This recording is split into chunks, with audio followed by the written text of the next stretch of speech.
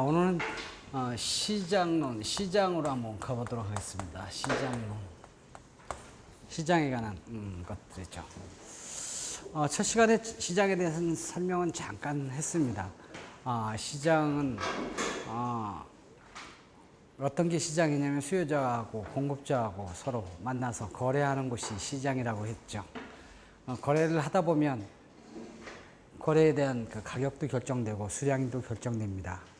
수요량, 공급량이 결정되죠. 수요량, 공급량이 결정되는 그런 기능을 갖고 있는 게 바로 시장입니다.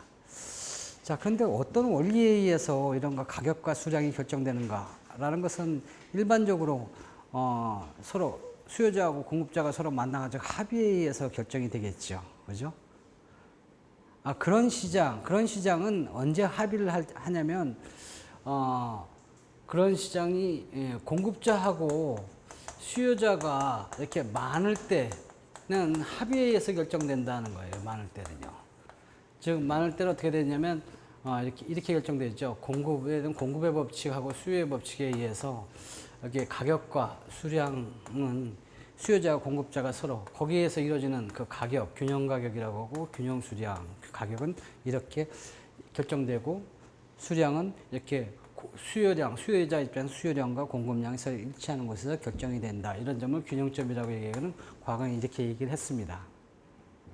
이런 원리에서 결정되는 시장, 이것을 완전 경쟁 시장이라고 합니다. 경쟁 시장이죠. 경쟁에 의해서 되는 것이죠. 특별히 거기에 완전자를 하나 더 붙인다는 것은 퍼펙트라고 이렇게 붙이는 이유는 뭐냐면 그 경쟁인데 이 두 사람들이 정보를 뭐 똑같이 갖고 있고 거기서 거래되는 물건은 동질의 상품이고 이럴 때를 경쟁 중에서 이렇게 완전 경쟁이라고 얘기를 하죠. 그런 시장에서 어떻게 결정되느냐, 이런 원리에 의해서 결정이 돼요. 가격과 수량이, 협상에 의해서 가격과 수량이 결정되는 원리를 에서 배웁니다. 근데 시장은 이렇게 완전 경쟁 시장만 있는 것이 아니라 이 공급자가 하나밖에 없는 시장이 있어요. 공급이 하나밖에 없고 수요자는 많은 그런 시장. 그런 시장은 독점 시장이라고 해요. 독점 시장에서는 가격이 어떻게 결정되느냐, 이것도 과거 간단하게 좀 얘기한 적은 있습니다. 어떻게 결정되냐면 가격 결정 원리가 이렇게 협상에 의해서 결정되는 것이 아니라 공급자가, 이 독점자가 마음대로 가격을 결정을 해버립니다. 그리고 수량도 공급량을 딱 일방적으로 결정해버려요. 마음대로 결정한다, 그런 얘기죠. 그래서 마음대로 결정하는, 그 공급자가 아예 다 정해버리는 거예요. 수요자는 따라올 뿐이죠. 이렇게 협상에 의해서 가격이 결정이 되는 것이 아니죠. 가격과 수량 결정 원리가 굉장히 틀리단 말이에요. 근데 그 마음대로 가격과 수량을 결정하는데 그 마음대로면 그건 진짜 뭐 날씨에 따라서 하느냐 아니면 뭐 기분에 따라서 하느냐, 그렇게 마음대로 정하는 게 아니라 이 공급자는 공급자 마음대로 결정을 하는 거죠. 하는데 그럼 그 공급자는 그러면 그 마음을 어디다 두고 있냐면 이윤의 극대화에 두고 있습니다. 항상 돈을 좀 많이 벌려고 하죠, 공급자들은. 그러니까 이윤이 극대화하는 데 있어서 가격을 얼마나 결정할까, 그거는 이제 이 사람이 알아서 결정한다는 거죠. 가격과 수량을 공급자가 마음대로 결정한다. 그러니까 원리가 틀리다, 그런 얘기예요. 근데 그 마음은 어디에 있냐면 이윤 극대화하는 방향으로 가격을 딱 정한다는 거죠. 날씨에 따라서 이렇게 정하는 게 아니라 뭐가 이윤이 극대화되는 이윤이야. 가격을 높게 받는 거야? 그러면 높게 받을 거고, 낮게 받는 거야? 그럼 낮게 받을 거고. 거기에 의해서 가격과 수량이 결정되는데, 가격 결정되고 그다음 거기에 수요자는 따라가는 형태로 결정이 되고, 그 가격 결정 원리가 완전히 판이하게 틀리죠. 그렇게 하다가 보면 아무래도 가격이 조금 높게 설정될 가능성이 많죠. 가격이 높게 설정되고 그렇게 되고 나면 소비자 입장에서는 굉장히 손해가 많죠. 왜냐하면 똑같은 물건을 독점이 되어버리면 비싸게 사야 하는 그런 문제점이 생기죠. 좋은 사람은 누구냐? 아이, 독점자는 좋겠죠. 독점 생산자는요. 가격을 똑같은 물건을 비싸게 팔았으니까 이익이 많이 남았을 거 아니에요. 그 독점 기업은 이 세상에 하나밖에 없는 그런 경우예요. 그럴 때는 독점 하나밖에 없으니까. 그러니까 이익 보는 사람은 기업 하나고 손해 보는 사람은요. 온 소비자들이 다지요. 그럼 굉장히 안 좋을 거 아니에요. 그래요, 안 좋아요. 그러니까 안 좋아서 한 사람만 좋은 거죠. 한 사람만 좋고 나머지는 다 안 좋으니까 좀 그런 거 있으면 곤란하겠다. 그래서 그걸 하지 마라 얘기합니다. 법으로 정해버리죠. 그래서 독과점, 독점, 과점 이런 거 금지해버려요. 독점 금지법 해가지고 독점을 금지하게 됩니다. 그런 법을 만들어서 하면 안 돼라고 하죠. 독점은 아니지만 그런 행위를 하는 그런 행위도 안 돼라는 거예요. 독점 비슷한 독자 하나만 들어가면 무조건 안 된다는 거예요. 그래도 하는 사람이 있으면 가만 안 두겠다 그런 얘기죠. 그러니까 과징금 벌금을 왕창 매겨놓고 너무 상습적이면 얘는 안 되겠구만 하고 감옥에다 집어넣고 시작을 하고요. 그렇게 몰수를 해버리고 그런 형태로 취하죠. 그런 원리를 좀 자세히 봐가면서 그다음 우리 사회에 있는 것들이 독점 기업들이 의외로 많거든요. 주로 공공기업이 이런 독점 시장을 많이 이루고 있는데 그게 무슨 문제점을 일으키는지 그리고 어떻게 하면 해결해야 되는지 그런 문제들도 같이 곁들여서 이 독점 시장에서는 보게 됩니다. 하여튼 거래하는 형태가 틀려요. 결정하는 원리가 틀려요. 그래서 그런 독점 시장을 이제 별도로 살펴봐야 되겠고, 그리고 이 독점에서 이렇게 공급자가 하나이고 수요자가 이렇게 많은 경우를 갖다가 공급 독점이라고 합니다. 상품 시장에는 이런 것들이 굉장히 의외로 많이 있어요. 그런 것을 공급 독점 또는 그냥 독점 시장이라고 하죠. 그런데 이 반대로 되는 독점도 있습니다. 공급자는 많은데 수요가 하나밖에 이것도 독점이죠. 이런 경우는 수요 독점이라 그래요. 수요자가. 그런 경우는 이런 생산물이나 그러니까 재화나 상품 이런 데 재화나 서비스 이런 시장에서는 많이는 없어요. 아예 없는 건 아닌데 있긴 있죠. 있긴 있는데 거의 없죠. 근데 그런 것들은 어디에 있냐면 수요 독점 있는 데는 요소 시장에 가면 그런 게 또 많아요. 예를 들어서 그때는 수요자가 누구냐면 생산 요소를 갖다 공급하는 사람이거든요. 노동 시장 같은 경우 그것은 생산 요소를 갖다가 공급하는 사람이죠. 근데 사들이는 사람은 누구느냐? 그건 기업이죠. 수요자예요. 그런 데는 직장은 하나인데 사람들은 많은 그런 경우가 있죠. 예를 들어서 국가 공무원 하면 그 공무원을 사들이는 것은 국가 하나고요. 그다음 그 공무원이 되고자 하는 사람들은 굉장히 많죠. 그러니까 공급자는 많은데 노동의 공급자는 많은데 수요자는 하나밖에 없는 그런 데는 가격이 어떻게 결정됩니까? 수량이 어떻게 결정됩니까? 국가 맘이죠, 뭐. 그때 사람에 대한 가격을 임금이라고 표현했어요. 그 임금은 그러면 공무원 월급은 어떻게 정합니까? 누가 정합니까? 국가가 정하지 뭐. 누가 어떻게 해요. 그죠? 국가가 정하고 공무원 몇 명 뽑습니까? 그거 국가가 정하는 거죠. 수요자는 그냥 거기에 맞춰서 그 앞순위에 따라서 정해진 데 자르는 대로 그냥 가는 거예요. 월급 주는 대로 받는 거예요. 그런 원리가 수요 독점의 원리죠. 그러면 이 여기에서는 독점 시장에는 아까 문제점이 상당히 많다 그러는데 그렇죠. 많이 있죠. 그러면 월급을 여기는 많이 주게 되는 겁니까? 아니에요. 수요자 있는 문제죠. 수요자가 정상적인 월급을 받지 못합니다. 그러니까 노동의 공급자가 정상적인 월급을 그러니까 여러분들이 정상적인 월급을 못 받죠. 그러니까 딱 정하는 사람이 누구냐면 공급자지요. 국가니까. 국가는 그 월급을 자기 마음대로 정한다고요. 정하면서 많이 못 주고 자기 형편에 맞게끔만 주려고 해요. 그러다 보면 억울한 분야가 많죠. 열심히 일했는데 그럼 많이 줘야 되는데 열심히 일하는 자는 뭐 이렇게 뭐 떠나라, 뭐 휴가를 떠나라 그러는데 휴가비도 안 주고 떠나라 그렇게 하면 나보고 어떡하란 말이에요. 그죠? 그런 월급을 제대로 그 능력금만큼 못 주게 되고요. 그런 좀 문제점이 생기죠. 그렇게 생김으로 인해 가지고 그걸 어떻게 해결해야 되느냐라는 그런 문제점이 나오는데 글쎄 그 어떻게 해결해야 되는 딱히 해결해야 하는 방법은 없죠.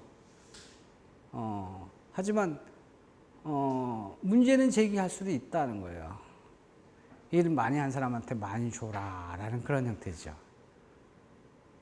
그런 건 이제 제일 먼저 일 많이 한 사람한테 많이 준다 그런 건 또 배워가지고 국회의원이 제일 먼저 그런 건 도입합니다. 우리는 그냥 쉬지 않고 일해요. 그래서 많이 받아가요. 그러면 많이 받아가고 일을 그냥 많이 하면 그러면 누가 뭐라 그러겠어요. 많이 받고 그 다음서부터는 일 안 해요. 어차피 많이 받으니까. 국회의원 월급 많습니다. 월급이라고 그러잖아요. 국사는 세비라고 그러죠. 억대예요. 한 달에 순수한 국회의원이 받는 그 돈만 한 달에 1,000만 원이에요. 1년으로 따지면 1억 2천 이상이죠. 그건 기본급이 그렇고 나머지 뭐 수당하면 그거보다 더 많죠. 하여튼 국회의원이 한 사람이 그 인건비 쪽으로 뭐 보좌가 뭐 이렇게 인건비 쪽으로 이렇게 가지고 집행하는 그 돈이 지금 얼마냐면 1년에 5억 8천만 원이래요. 5억 8천만 원만큼 한 사람으로 인해 가지고 그 사람이 수행하는 데 필요한 사람들 그 급여 쪽으로 가는 그런 게 1년에 5억 8천이라는 거죠. 그럼 5억 8천 원어치만큼 국가에다 일을 해야 될 거잖아요. 근데 5억 8천만큼 일을 해야 되는데 그렇게 하지 않고요. 일은 5,800원어치밖에 안 하죠. 그리고 5,800원어치라도 일을 하면 좋은데 엉뚱한 일을 하고 있죠. 사건 문제만 일으키고 말이죠. 차라리 없으면 좋겠다. 그런 형태죠. 그럼 손실은 안 생길 거 아니에요. 그죠? 그게 이제 조금 정치적으로 조금 과장해서 하는 얘기예요. 물론 이렇게 이래요. 5,800원어치만 일하는 사람도 있고 마이너스 이렇게 5천만 원어치 일하는 사람도 있고 뭐 그런 사람도 있지만 뭐 훌륭한 사람도 있어요. 그보다 훨씬 더 이렇게 5억 8천 원이지만 한 10억 원어치 일하는 사람도 있긴 있단 말이에요. 그런 사람이 참 적어서 걱정이죠. 뭐 적으나 마나 이렇게 찾아보면 없어요. 거의요. 그냥 뭐 우리 정치의 현실인데 어떡합니까? 그럴 때 이 독점 시장 그런 것을 수요 독점이라고 하는데 여기서는 상품을 우선 요소 시장을 다루는 것이 아니라 이런 그 생산물을 주로 다루는 그런 시장이기 때문에 여기서는 그냥 독점하면 그냥 공급 독점이 독점인가 보다라고 그렇게 생각하고 나중에 이 수업에 전개를 하면 된다는 거죠. 그래서 시장은 이런 형태를 별도로 다 봐야 돼요. 그다음 이거 말고 공급자가 한 개가 아니라 2개 내지 한 5개 있는 경우가 있어요. 수요자는 많죠. 이런 시장을 과점 시장이라 그래요.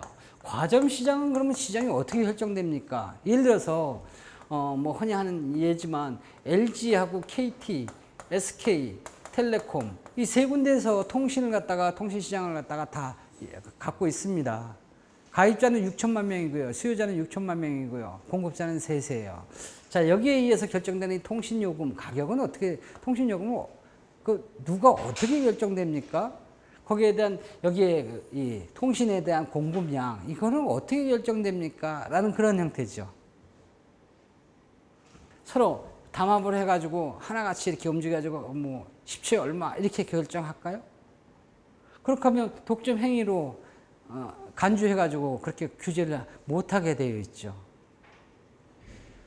거기에 대한 답은 뭐냐면 잘 안 정해진다는 거예요. 그럼 안 정해지면 통신요금 안 받는다는 얘기냐? 아니죠. 받긴 받죠. 균형이 이루어져요. 이루어지는데 그 균형이 금방 깨져가지고 새로운 균형으로 가고 새로운 균형 가고요. 상황에 따라서 다 틀리죠. 결론부터 얘기하면 가격이 어떻게 이루어집니까? 균형 가격이 어떻게 됩니까? 그때마다 상황마다 다 틀려요. 라는 거예요. 실제로 그렇게 이루어지고요. 그런 형태의 시장이 과점 시장입니다. 과점 시장은 가격과 수량이 그때마다 틀리는 상황별로 다 틀린 그런 상황이 벌어진다고요. 가격 결정 원리가 완전히 틀리죠. 그리고 이 세계 기업이 아주 죽자 살자고 싸웁니다. 왜? 여기서 조금이라도 밀리면 자기가 시장을 뺏김으로 인해 가지고 퇴출되는 그런 상황이 벌어져요. 죽지 않으려고 굉장히 싸웁니다. 언제까지 싸우냐? 돌아가실 때까지 싸워요. 아주 치열하게 싸우죠. 반면에 새로운 기업이 이렇게 진입하는 거, 이것도 철저히 막아요. 그런 이런 상황에서 과연 어떻게 가격과 수량이 결정되면 이런 기업이 많거든요. 이런 기업이 왜 이 통신회사만 있겠어요? 전자산업, 이거 전부 다 자동차 산업, 휘발유 산업, 뭐 이런 거 전부 다 보면 기업이 2개 내지 5개만 해요. 치열하게 싸우고 뭐 가격도 뭐 천치만별로 움직여지고 말이죠. 이론도 아주 복잡하고 그때마다 틀리니까 이놈 그때라는 게 도대체 어느 때야 뭐 그렇게 결정을 하죠. 여기에서는 가격과 수량을 항상 상대편이 적이거든요. 하니까 적을 이렇게 딱 바라보면서 내가 가격을 정해야 돼요. 많이 받고 싶으면 많이 받을 수가 없어요. 내가 많이 받잖아요. 그러면 딴 사람들은 어떻게 되냐면 비싸게 받잖아요. 그럼 딴 사람들은요, 저 비싸게 받아. 그러면 수량이 떨어지겠죠. 그죠? 그럼 이 사람은 안 비싸게 받아요. 그대로 받아요. 그럼 이 사람만 나중에 가격이 비싸면요. 이 사람은 죽는 거죠, 뭐. 그죠? 가격 올릴 수가 없는 그런 상황이에요. 가격을 내리면요. 내리면 이 사람이 어떻게 움직이냐면, 저 사람 가격 내렸네? 그럼 내가 상대적으로 비싼 편이잖아요. 안 그러면 이놈이 죽는다고요. 그러니까 네가 내리면 난 따라서 내려요. 네가 내렸어? 그럼 나도 따라서 내리죠. 여기 내리는 게 보니까 너무 많이 내린 것 같아. 그럼 난 조금 더 내려요. 그럼 더 내려요. 이렇게 되면 셋이 다 망하는 거죠. 뭐, 그죠? 나중에 공짜라는 말이 나오죠. 그런 논리가 통하는 곳이 과점 시장이에요. 이 상황 참 묘한 상황이죠. 이런 묘한 이 상황, 즉 상대편을 보고 내가 이렇게 대응을 해야 한다라는 그런 상황에서 가격과 수량을 어떻게 결정해야 하는 아주 독특한 상황에 걸려버린 거예요. 그런 상황을 전략적 상황이라 그래요. 전략만이 존재한다라는 얘기죠. 그런 전략적 상황 하에서 어떻게 그래도 균형은 가르고 있는가, 균형 가격은 결정되는가. 그거는 아주 묘한 쪽이죠. 그 전략이 어떤 전략을 갖고 있느냐. 그러면서도 어떻게 균형으로 또 간다는 거예요. 균형이 있다는 거죠. 없는 줄 알았더니 있어요. 그런 이론을 갖다가 주로 게임 이론이라고 하죠. 게임 이론 나온 지 얼마 안 됐어요. 그리고 게임 이론을 한번 이렇게 보면, 이건 뭐, 하여튼, 보면 뭐 시원하지도 않고, 그 다음 또 뭐 시원스럽게 답을 내지도 않고, 그렇다고 뭐, 구태여 안 된다는 얘기도 아니고, 된다는 얘기도 아니고, 아주 애매모호하게. 하지만, 그게 보면 굉장히, 기업에 있어서 도움이 되고요. 전략이, 이럴 때는 이쪽으로 가라, 저쪽으로 가라. 다 자기의 유리한 방향을 찾아서 가는 거죠. 아주 굉장히 복잡한 상황이에요. 이런 전략적 상황, 꼭 뭐냐면 고스톱 상황하고 똑같아요. 고스톱 치면, 나만 잘하면 뭐해요. 내가 부지런히 잘하는데 옆에서 상대적으로 더 잘하면, 그러면 나는 못하는 거죠. 고스톱 칠 때는 항상 뭘 봐야 되냐면 상대편을 보고 해야 되는 거예요. 상대편 뭐 먹었나, 저 사람이 뭐 갖고 있을까, 내가 이렇게 내면 저놈이 이거 갖고 있을까 안 갖고 있을까, 그런 걸 봐가면서 쳐야 되는 거죠. 남패를 봐가면서 나를 갖다 결정을 해야 되는 거죠. 그러면 상대편은요, 상대편도 똑같죠. 뭐가 가장 유리한 것인가, 근데 저 사람이 어떻게 반응을 할까, 어떤 전략을 나올까, 그거 보고 해야 되는 거죠. 그 중에서 게임 룰을 정해가지고 그냥 가는 거예요. 그렇게 해서 목표는 뭐냐면 내가 돈 좀 많이 벌어야지, 그거지. 이기려고 하는 거죠. 그럼 한 사람이 이기면 그럼 두 사람은 지는 거죠. 내가 많이 따야지, 저 사람은 많이 잃는 거죠. 자, 그런 상황에서 이렇게 좋아하는 사람이 어디 있어요? 서로 만약에 딴다 하면 기왕이면 좀 많이 따자. 만약에 내가 잃는 상황이 돼버리면 기왕이면 조금 잃자. 그런 데서 합리적으로 이제 각종 전략이 나오는 그런 상황. 그런 상황은 전략적 상황이라 그래요. 그런 거하고 똑같이 과점 시장에서는 결정된다는 거야. 상당히 좀 머리가 많이 필요한 복잡한 상황이죠. 왜냐하면 균형도 그래서 이게 뭐 그때그때마다 틀리다는 거예요. 전략에 따라서 상대편이 어떻게 어떤 상대냐, 그다음 상대방이 컨디션이 어떻냐, 그리고 무슨 정책을 펴고 있느냐, 저 사람이 합리적으로 가느냐 아니면 멍청하게 합리적으로 간다고 생각했는데 이게 보니까 이게 고스톱 치는데 말이죠, 한 놈이 말이죠, 난 무조건 열고야, 이런 사람이 있잖아요. 이거 오면 또 골치 아프거든요. 감정적으로 하면 말이죠. 고스톱 치는데 제일 어려운 게 뭐냐면, 저 사람이 잘 치는구나 해가지고 이제 그 상대하면 뭐 그렇게 많이 안 잃어요. 근데 거기에 아주 맹탕인 사람이 있죠. 이건 잘 치는 것도 아니고 아주 못 쳐가지고 아무렇게 치는 사람도 있잖아요. 이 사람이 중간에 딱 끼면 말이죠, 따면 많이 따는데 잃 때 보면 많이 잃게 되더라고요. 그런 사람이면 계획이 다 허틀어지죠. 정상적인 사람이면 저리 쌍피를 먹을 텐데 나는 광이 좋아, 먹어버리니까 웃겨요. 어떤 정신이 없어가지고 여기 나와 있는데도 말이죠, 먹을 거 있는데도 말고 에이 이거 팔 거야 하고 그래서 딱 팔아버리고 나서 이거 먹어야 되는데 잘못 냈네, 이렇게 실수를 하는 사람 말이죠. 그럼 벌써 정보는 몇 개 있지요. 상대편에서 저 사람이 이거 말고 들고 있는 게 저 진쪽에 하나 들고 있구나라는 정보를 다 알게 돼 있는데, 정보를 이렇게 가르쳐 주면서도 이렇게 엉뚱한 짓을 하는 사람들한테는 이거 해결 대책이 없다고요. 그런 애매모호한 상황에서의 그게 과점 시장이에요.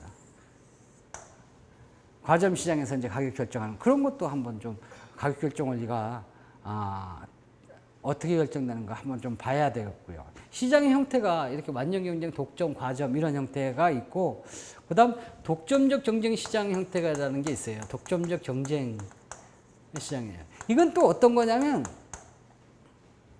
이건 어떻게 보면 독점 시장 같고 어떻게 보면 완전 경쟁 시장 같고 애매한 중간치기의 시장이에요.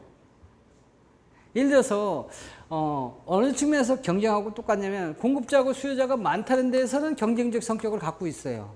그러니까 막 협상하는 그런 형태를 갖고 있죠. 근데 여기서 공급하는 파는 상품들이 어떤 상품이냐면 아주 독특한 거예요. 이 세상에 하나밖에 없는 물건들이에요. 이런 거는 어떻게 되냐? 하나밖에 없으니까 독점적 성격을 갖고 있죠. 하나밖에 없으니까 사기 싫은 거 한다, 이런 형태로 나오니까. 그러니까 그런 면에서 독점적 성격을 갖고 있고, 이런 물건에 대해서 많은 그런 공급자는 많은 그런 형태죠. 이런 데에서는 가격하고 수량이 어떻게 결정될까라는 거예요.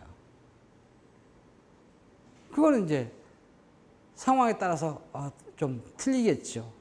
하여튼 독점적으로 결정되고 어떤 때는 완전 경쟁이 결정되고, 결론부터 얘기한다면 그냥 일반적인 경쟁에서는 독점 시장을 따라가요.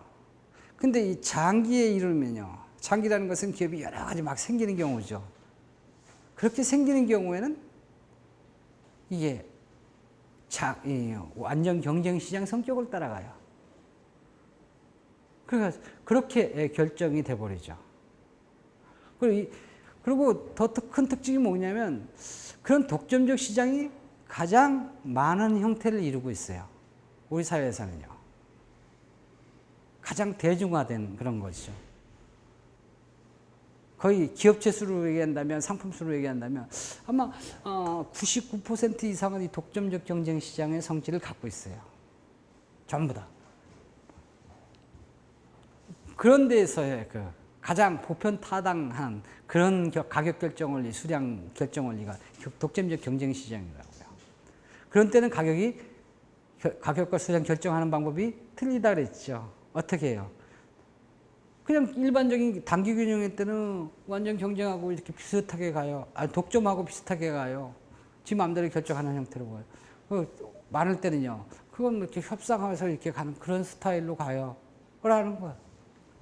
그래서 이거 구체적인 것을 시장이 형태가 별로 여러 가지 형태가 있으니 이 형태별로 볼 수밖에 없다는 거예요. 그래서 이 형태별로 완전 경쟁 시장은 어떻게 이루어지고 이 독점은 이렇게 이런 형태로 이런 순으로 수업 순을 갖다 연결해 가지고 계속 갈 겁니다. 시장에서는요. 하나씩 검토를 추가적으로 해야 하는 그런 아주 절박한 상황이죠. 이 시장은 저번 시간에도 잠깐 얘기했듯이 좀 복잡하고 조금 어렵습니다. 왜? 거기에 서로 협상하고 싸우고 해야 하는 사람들이 누구냐면 여기 공급자하고 수요자예요. 수요자가 등장을 한다고요. 해서 서로 긴밀하게 이제 경쟁을 하게 되는 거죠. 협상을 할 거고요. 이 공급자는 시장에 똑 들어오면 말이죠. 항상 어떻게 생각하냐면 나는 이윤의 극대화가 아니면 안 팔 거야. 이런 전략을 갖고 들어온다고요. 공급의 법칙이죠. 수요자는요.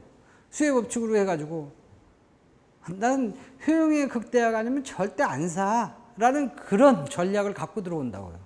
그런 원칙을 아예 지키면서 시장에 들어오는 사람들이죠. 자, 이 머리 좋은 사람들, 이 고집스러운 사람들이 서로 자기의 있는 능력을 다 발휘해서 막 싸우는 그런 가운데서 과연 승부가 어디에서 날까? 가격과 수량이 어떻게 결정될까? 그거 보려고 그러니까 여기는 공급자에 대한 이론, 수요자에 대한 이론이 다 동원됩니다. 다 동원돼가지고 여태까지 배운 게 다 동원돼가지고 여기서 치열하게 싸우죠. 이 시장 형태별로 또 싸우는 방식이 또 다 틀려요. 기본 목적은 같아요. 기본 목적은 어떻게 하냐면 이 공급자들은 나 이윤 극대화할 거야. 이 사람은요 효용을 극대화할 거야.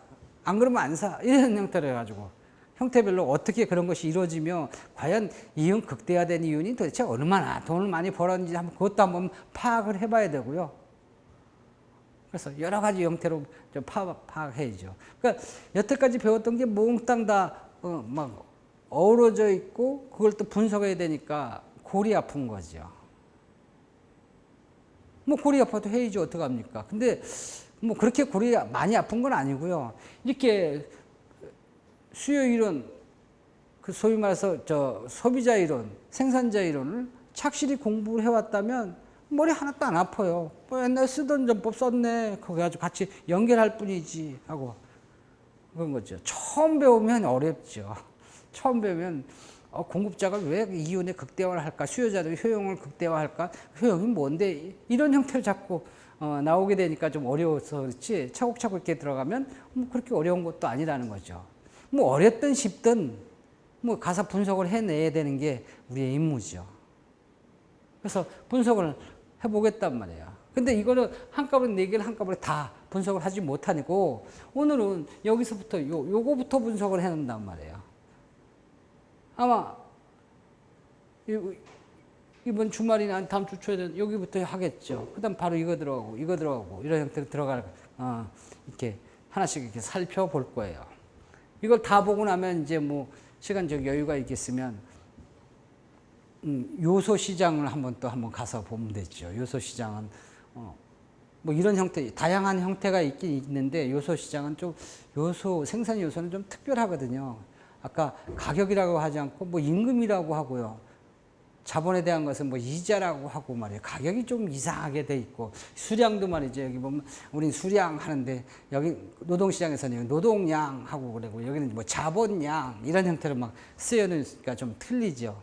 수요자 공급자가 틀리고요. 그거는 이제 요소 시장에서 한번 전개해서 이렇게 보는 그런 형태로 해서 분석을 하고 그게 어떤 문제점이 있으면 어떻게 해결해야 되는가라는 그런 것을 하나씩 보게 되는 거죠. 그게 시장론의 거의 대부분의 내용이에요.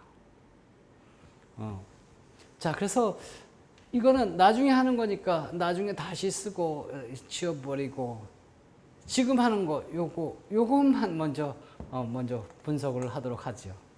완전 경쟁 시장. 이것을 구체적으로 어떤 논리로 이 사람들은 움직이는가, 그리고 가격은 어떻게 결정되는가, 그런 것들을 전부 다 한번 파악을 해보려고 그래요. 자, 기본 원리죠. 뭐 경제 원론하고 비슷한 그런 기본 원리부터 시작을 해야죠. 자, 완전 경쟁 시장이라는 것은 공급자하고 수요자가 많은 상태에서 동일한 상품을 파는 그런 경우의 시장이에요. 그런 데는 가격이 어떻게 결정됩니까? 이렇게 수요와 공급에 의해서 가격과 수량이 결정이 되죠. 자, 지금 그런데 좀 여기에 이걸로서 다 끝나는 게 아니라 좀 분석해야 볼 필요성이 있어요. 이 사람이 효용 극대화를 하는데 이 사람이 이윤 극대화를 움직이고 있단 말이에요.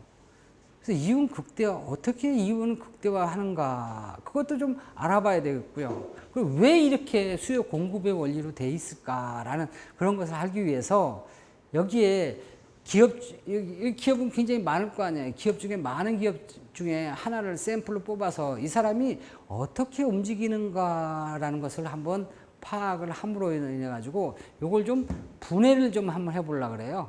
자, 좀 자세히. 그래서 이건 시장 전체에 관한 이야기고 지금 이게 커피 시장이라고 얘기할게요. 제가 지금 여기서 커피를 파는 커피 전문점을 하나 이렇게 내고 있어요. 한양대학교 앞에. 그래서 저는 규모를 한 30평 정도 이렇게 빌려가지고 하루에 한 100 내지 한 200잔 팔 수 있는 그 정도의 판매 공급의 능력을 갖고 있는 커피숍을 이렇게 열라고 해요. 이렇게 개별 기업을, 이 기업을 만약에 뽑아가지고 한번 분석을 한번 해보자는 거죠. 이 공급을 좀 보기 위해서. 자, 지금 서울의 커피 시장은 지금 공급과 수요에 의해서 결정이 됩니다. 그래서 여기에 판매되는 아메리카노 커피가 얼마냐면 4,000원이에요. 커피가 4,000원이라고 가정하죠. 수요 공급의 원리에서 가격이 결정이 됐고요. 자, 수량은 하루에 얼마씩 팔리냐? 10만 잔이 팔린다고 가정할게요. 물론 한 기업이 다 10만 잔 팔지는 않겠죠. 100개 기업이 1000개 기업이 지금 10만 잔을 판다고 하죠. 그러면 한 기업이 평균에서 한 100잔 정도 파는 그런 꼴이 돼버리겠죠. 그죠? 자, 지금 공급자가 1000개입니다. 수요자는요, 여기에 가지고 여기 10만 잔이 파니까 수요자는 10만 명이 먹었겠죠. 뭐. 그죠? 수요자가 이만큼 되고 공급량은 10만이 되겠죠. 그럼 수요자가 10만 명이고, 그 다음 기업은 1000개 기업이 지금 서로 이렇게 경쟁을 해가지고 가격을 갖다가 결정하고 수량을 결정한다. 그런 얘기예요. 뭐, 개 중에는 저 2잔 먹는데 어떡하지죠? 그러면 10만 명에서 하나 빠진 99,999명이 있는, 소비자가 있는 셈이죠. 그죠? 아무튼 10만 명이나 10만 잔이 하루에 팔고 이렇게 1000기업에서 지금 여기에 4,000원의 가격이 결정되고 이렇게 10만 잔이 이렇게 이루어져 균형을 이루어지고 있단 말이에요.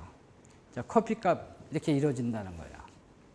요걸 조금 더 분석을 하기 위해서 이 1000개 기업 중에서 1개 기업을 이렇게 딱 샘플을 뽑아서 이 기업이 어떤 행태로 움직이는가라는 것을 한번 파악을 하려고 하죠. 개별 기업을 분석을 하는 거죠. 개별 기업은 1000개 기업 중에 1개라고 할 수도 있고요. 가장 평균이 되는 이 기업이라고 할 수도 있고요. 뭐 어떻게 됐든 제가 지금 그 대표자로 제가 뽑혔어요. 뭐냐면 커피, 예, 커피 전문점 되신다 보니, 예, 얼마나 팔 수 있어요? 전 100잔하고 200잔 정도에 그 정도 30평이면 그 하루에 그 정도밖에 못 팔아요 라는 거예요. 자, 아메리카노의 커피, 혹시 아메리카노 있습니까? 있지요. 커피집에 아메리카노가 없으면 어떻게 해요? 제일 쉬운 게 아메리카노인데. 물론 아시겠지만 뭐 커피 원액을 딱 해가지고 딱 뽑아내면 에스프레소예요. 그죠? 그러다 물만 틱 타면 그러면 아메리카노죠. 그죠? 물론 비율에 따라서 뭐 맛이 좀 달라진다고 얘기를 합니다만 뭐 그게 아메리카노고 우유 조금 틱 보면 그러면 라떼고 카페 라떼고 그죠? 그럼 좀 달달한 거 좀 집어넣어야겠다. 그래가지고 뭐 카라멜 그런 걸 싹 주면은 카라멜 마키아토고 뭐 그렇게 나오는 거 아니에요? 그죠? 뭐 커피 뭐 어려운 거 아니에요. 쉬워요. 자, 아메리카노. 아니, 지금 저는 그럼 얼마에 팔아야 되느냐라는 거예요. 자, 가격과 수량을 얼마큼 팔까라는 거예요. 자, 가격은 이 완전 경쟁 시장에서는요, 가격은 주어진 것이다. 4,000원 받아야 된다라고 그렇게 가격을 이렇게 가정을 합니다. 그렇게 할 수밖에 없어요. 저는 이 커피숍을 갖다 이렇게 딱 열면 아메리카노 얼마에 팔아야 되냐면 4,000원에 팔아야 되는 거예요. 4,000원보다 더 많이 받는다든가 적게 받는다든가 그렇게 할 수가 없지요. 왜 그러냐면 내가 공급하는 양은 이렇게 10만 잔 공급하는데 그 중에 1000분의 1에 해당하는 만큼만 공급을 하기 때문에 저는 이 공급 곡선을 늘린다 그래 늘려야 늘릴 수가 없죠. 가격을 조정할 수 있는 권한이 없는 거예요. 예를 들어서 제가 이렇게 한 200잔까지 팔 수 있는데 갑자기 뭐 이런 축제나 아주 뭐 학교 행사가 있어서 손님이 많이 온다고 생각해 보세요. 그래서 200잔 팔 수 있는 평균에서 200잔 파는 것을 갖다가 한 50잔 더 팔아가지고 250잔을 만약에 판다고 가정하죠. 그럼 50잔이 공급이 증가되면 그러면 이 서울에 있는 커피값이 올라가냐 그런 얘기예요. 시세가. 50잔 하면 공급이 우측으로 이동되겠죠. 그럼 가격이 내려가는 요인은 될 거예요. 하지만 여기 단위가 10만이거든요. 10만에서 50을 이렇게 옆으로 당겨봐야 거의 조금밖에 못 당기죠. 그러니까 그러면 공급은 한 10만 50잔으로 증가됐지만 그 가격은 어떻게 될 것이냐. 그거는 뭐 3,999원 90전 이런 형태로 되겠죠. 뭐 그거나 4,000원이나. 제가 아예 그냥 문을 닫아버렸어요. 그럼 200잔을 못 팔죠. 그죠? 그러면 여기 공급하는 양은 예를 들어서 공급할 수 있는 능력은 그럼 10만에서 200 줄어들겠죠. 그럼 공급이 이렇게 줄어들면 이렇게 줄어들 텐데 그러면 가격이 폭 올라가겠냐? 올라갈 수 있는 요건은 되겠죠. 하지만 이렇게 많이 왼쪽으로 이동하지 않는다는 거예요. 움직여봐야 여기 이만큼 움직이는 거죠. 200잔, 10만 잔에서 200잔 하면 줄어든 거 하면 99,800잔이라는 얘기인데 여기에 99,800잔은 요 옆에 있을 거고 요 공급은 왼쪽으로 이동할 텐데 뭐 이동 하나마나 간신히 조금 움직일 정도 되겠죠. 그럼 가격은요 거의 요지부동이란 말이에요. 즉 같이 뭉쳐서 가격은 결정될지 몰라도 나 혼자는 이 가격을 내가 움직일 수 있는 수량을 통해서 움직일 수 있는 여건이 못 된다는 거죠. 즉 저는 1000개 기업 중에서 차지하는 비중이 하나밖에 안 되니까 1000분의 1밖에 안 되니까 힘이 없다 그런 얘기예요. 영세하다 그런 얘기죠. 그래서 가격은 어떻게 되느냐, 가격은 내가 마음대로 올렸다 내렸다 못 한다는 거예요. 그래서 가격은 완전 경쟁 시장, 이런 시장은 완전 경쟁 시장이라고 하는데 공급자가 서로 많잖아요. 그 가격은 이게 주어진 것으로 한다라고 가정이 아니라 그렇게 될 수밖에 없단 말이에요. 그래서 가격은 4,000원이다라는 거예요. 4,000원이고 그럼 수량은 어떻게 되느냐? 수량은 몇 잔 팔아야 되느냐라는 거예요. 제가 이 커피숍 하는 목적은 뭐냐면 심심풀이로 하는 게 아니에요. 심심해서 하는 게 아니죠. 제가 커피숍을 하는 것은 내가 돈을 투자해가지고 커피숍을 열었을 거 아니에요. 그죠? 그것은 왜 커피숍을 열었습니까? 커피를 워낙 좋아하시니까. 물론 좋아는 해요. 그래서 좋아해서 하는 게 아니라 내 원래 목적은 돈 벌기 위해서 하는 거예요. 돈 버는 것을 이윤이라고 그랬죠. 매출액이 아니라 이윤이에요. 이윤. 가격 곱하기 수량이 매출이죠. 그죠? 거기다 비용을 뺀 것이 이윤인데 이 이윤을 갖다 얻기 위해서 하는 거죠. 이익을 얻게 되는 거죠. 매출액을 좀 많이 올리는 게 내가 목표입니다. 그 목표가 아니에요. 매출을 많이 하면 뭐 이익이 많이 나지 않겠어. 그런 생각에서 매출을 하는 거죠. 나의 원래 목표는 뭐냐면 돈 벌기 위해서, 이윤을 창출하기 위해서 하는 거죠. 쉬운 말로 왜 커피숍을 왜 했습니까? 왜 했냐고, 돈 벌려고. 이윤을 얻어내려고. 근데 욕심이 많지요. 기왕이면 이 이윤이 조금 많았으면 좋겠다라고 생각을 하죠. 적은 것보다 많은 게 나을 거 아니에요. 그래서 이윤의 극대화를 항상 노리고 있습니다. 이윤을 내기 위해서 기왕이면 이윤도 좀 많이 나라는 거죠. 돈 좀 많이 벌고 싶단 말이에요. 그래서 커피숍을 한다는 거예요. 이 사람은 커피를 팔 때 뭘 생각하냐면 어떻게 하면 이윤이 날까? 이윤이 어떻게 하면 많이 날까? 그렇게 결정을 한다는 거죠. 그래도 교수 체면이 있지.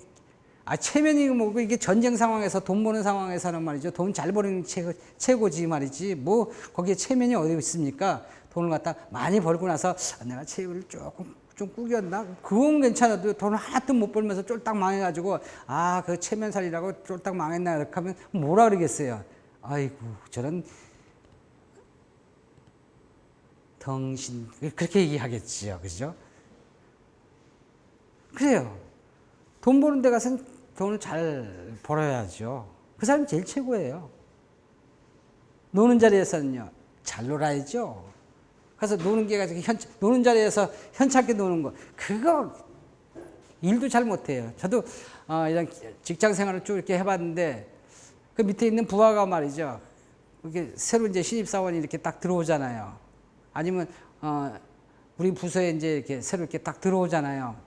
들어오면 환영식 합니다 하고 회식을 주로 많이 합니다. 축하한다. 오늘 저녁 이렇게 밥 한 그릇 먹는 거야. 이렇게 하면 예, 그렇게 하지요. 하죠. 그럼 이제 전부 다 저는 전날인데 테스트 하는 거예요. 밥을 딱 먹어요.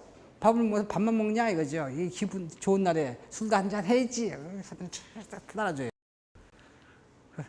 그래가지고 차 안 먹으려고 빼면 차가 있어서 그런 거 예방하기 위해서 야 소주잔 다 가져와 그냥 쫙 가져와가지고 이렇게 따죠. 그냥 기계적으로 땁니다. 딱 10개 딱 있으면 10개 있으면 하면 쫙 나오죠. 소주잔은 소주 찾으면 잔이 7잔이면 땡이죠. 그죠? 7개 딱 놓고 말이죠. 잠깐만 한 방울도 아니고 7개 쫙 따고 오지요. 그러고 나서 말이죠. 예외 없이 말이죠. 탁 이렇게 돌립니다. 아주 바텐더 돌리듯이 쭉 돌리면요. 지 앞에 쫙 와요. 그리고 완샷하고 여기 다시 갖다 놔라는 거죠. 그러니까 예외가 없는 거예요. 예외 없이 그냥 쫙 마시고 다 먹었으면 이 앞으로 가져와야지. 내가 또 줄 거 아니야. 쫙 먹고 쫙 하면 쫙 오지요. 그거부터 가르쳐요. 술 먹는 거. 소주가 아니라 맥주다. 맥주는 또 따로 있지요. 그래서 딱 맥주 딱 해가지고 맥주 쫙 한 다음에 말이죠. 소주에다가 맥주 딱 해가지고 쫙 하죠. 소주를 딱 집어넣은 다음에 맥주 뭐 요새 뭐 흔히 하는 뭐 한 잔 말을까요? 제가 잘 맙니다. 그런 건 또 아주 술에 대해서는. 막 해가지고요. 맥주 이렇게 딱 이렇게 보면 거품이 안 넘치게 딱 하면 쫙 이만큼 딱 정확히 정량으로 딱 옵니다. 양이 비슷해요. 그렇게 되기까지 얼마나 술잔을 많이 돌렸겠어요. 그죠? 그렇겠죠. 그래서 그냥 주고 컵 다시 가져와.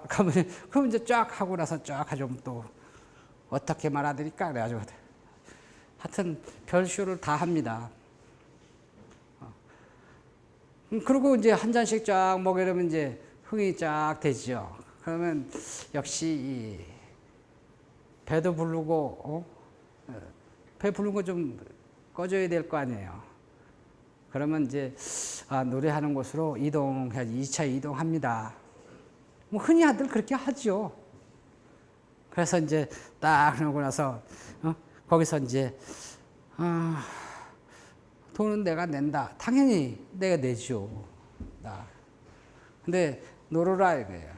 근데 거기서 나 노래 못 부르는데 뭐 이렇게 뒤를 잡고 뭐 노는 게 너무 점잖다든가 그러면 그건 꽝이에요. 난 그걸 본다고요. 밥 먹는 데 가서는 어떻게 맛있게 잘 먹느냐. 술 먹는 데 가서는 어떻게 자기 기분 주량에 맞게끔 잘 마시느냐. 기분 좋게. 뭐 술 마시는 데서 술 마시기 위해서 술 마시는 사람이 어디 있어요. 그죠? 서로 대화해가면서 좋다고 하는 거 마시는 거죠. 그런 걸 얼마나 잘하느냐. 노래 부르는 데 가서는 노래 즐겁게 놀아야지. 노는 자리에서. 노는 자리에 가서 거기서 짐잔 빼면 어떡해. 저 원래 노래를 잘 못하는데 노래 잘하면 가수의 직장에 뭐하러 들어왔어. 그죠? 알아. 그죠? 한번 먹고 놀아봐라. 딱 해가지고 딱. 저는 그러고 나서 딱 하고 난 다음에 뒤로 쪽 빠져가지고, 뭐 박수나 치고 앉아가지고 딱, 어이, 김 과장, 한번 해봐. 그래가지고 딱 한번 시범을 한번 보여보라는 거죠. 저기 신입사원, 예. 뭐 하나 좀 보여줘야지. 그러면서 저는 딱 해가지고 머릿속에는 그냥 이 채점표, 인사 고가를 딱 거기서 매기고 있습니다. 앉아서. 잘 노는 놈이 역시 일도 잘하더라 라는 그런 거죠. 진짜 잘 노는 놈들이 일도 잘해요. 그러니까 잘 노는구만. 너 인사고과 B. 뭐 보나 마나 직장에 가서 다시 매겨도 똑같이 B야 거의. 뭐 제가 오류가 생기면 뭐 B에서 B 플러스가 되는 거고, 이게 생각보다 아닌데 그러면 C 플러스가 되는 거지. B에서 빙빙 돌지요. 저 사람은 잘 노네. 저건 A. 그러면 잘못 판단했다면 A 플러스 아니면 B 플러스지요 뭐. 그죠? 그런 형태로 일 시켜보면 또 그렇고, 어디에 가든지 자기 어느 상황에 가든지 그 역할을 잘하는 사람들이 잘하더라라는 거예요. 집중력도 강하고. 그래서 노는 자리에서는 잘 노는 사람이 최고고, 그리고 일을 할 때는 일 잘하는 사람이 제일 최고고, 그 역할을 이게 하나하나 하는 사람들이 두루두루 잘하다 하는 것을 많은 경험을 위해서 얻어냈지요. 제 얘기가 아니라 제 선배들이 그렇게 하니까 거의 대충 맞더라. 그래서 너도 이렇게 높은 사람이 되거든. 그 방법을 한번 써보라. 하니까 역시 맞더라. 그런 얘기예요. 그래서 뭐 그렇게 뭐 직장 생활을 하긴 했었습니다. 약간 옆으로 뭐 직장 생활로 들어갔었는데 그게 아주 오래된 이야기라서, 직장은 이제 공직에서 아니면 뭐 이런 일반 기업에서 떠난 지가 벌써 한 10년이 넘어가지고 학교로 와가지고 그래. 학교도 뭐 직장은 직장이죠. 뭐. 네. 그때는 굉장히 높은 사람이었는데 학교 오니까 또 내가 또 제일 또 신입사원 제일 말단이네. 참 아주 참 그래요. 자, 제가 지금 커피를 파는 목적은 이윤을 극대화하기 위해서 그렇습니다. 매출액을 극대화하는 게 아니라 이윤의 극대화를 하는 거죠. 그러면 나는 커피를 가격은 4,000원에 팔아야 되는데 나는 몇 잔을 팔아야 이윤이 최고로 많습니까? 라는 건 몇 잔을 팔아야 하는 그게 문제예요, 내가 지금. 자, 나는 이윤의 극대화를 하고 싶습니다. 이윤을 많이 내고 싶어요. 난 몇 잔을 팔아야 될까요? 커피를 하루에. 보통 사람들은 그렇게 얘기하죠. 아이, 많이 팔면 이익이 많이 남을 거 아니에요. 그럴 수도 있겠지. 안 그럴 수도 있어요. 생산량이 많아지면요, 비용도 많아지거든요. 그죠? 근데 이렇게 많아질 때 비용이 더 많으면 어떡할래요? 나 그럼 적잖아라는 거죠. 200잔 팔면요, 이윤이 많아진다고 누가 얘기했어요? 매출액은 많아지겠지만, 매출액 많아진다고 해서 이윤이 많아지는 건 아니죠. 혹시 알아요? 200잔보다 100잔 만드는 것이 가장 이윤이 극대화될지? 100잔 하면 이만큼 생산하겠죠. 근데 비용은 이만큼 조금 나면 그렇게 이윤이 더 많이 날 거 아니에요. 이거보다는 날 거 아니에요. 그죠? 그래서 나는 목표가 뭐냐면 이윤을 극대화하기 위해서 나는 몇 잔을 내다가 팔아야 되느냐. 보통 200잔까지 만들 수 있으면 200잔 만들어라. 많이 팔면 팔수록 좋다. 그거 거짓말이라고요. 안 그렇단 말이에요. 그럼 적게 파는 게 그럼 좋다는 얘기냐? 뭐 그럴 수도 있지만 안 그럴 수도 있다는 거예요. 여기에 적정 수량, 그게 만약에 150잔이다 이렇게 하면 나는 딱 150잔만 팔 거예요. 그러면 이윤이 극대화된다 이렇게 하면 그럼 150잔을 파는 거죠. 그 150잔을 구하는 거죠. 그래서 150잔을 딱 팔잖아요. 근데 보니까 150잔 딱 팔고 나니까 한 8시 됐다. 그러면 어떻게 되냐면 더 팔면 안 되잖아요. 그죠? 그럼 문 닫아 그러는 거예요. 그렇소. 돈 버을 거 다 벌었으니까. 더 많이 팔면. 그러면 이윤이 줄어들죠. 잘못하면 적자나죠. 그만해, 문 닫아. 그래. 그럼 그냥 오늘 영어 끝 해가지고 그냥 크로스 딱 해가지고 그냥 오늘 퇴근하는 게 그냥 가버리는 거예요. 그렇게 할 거라고요. 그게 만약에 200잔이라면 7시에 문 닫죠. 안 돼. 200잔 될 때까지 기다려. 그래가지고 10시까지 영업 연장, 야간 근무까지 그냥 계속 하는 거죠. 왜 200잔 채우기 위해서. 그게 200잔이 이윤 극대화라면. 그렇게 해야죠. 영업을 하려면. 사업을 하려면.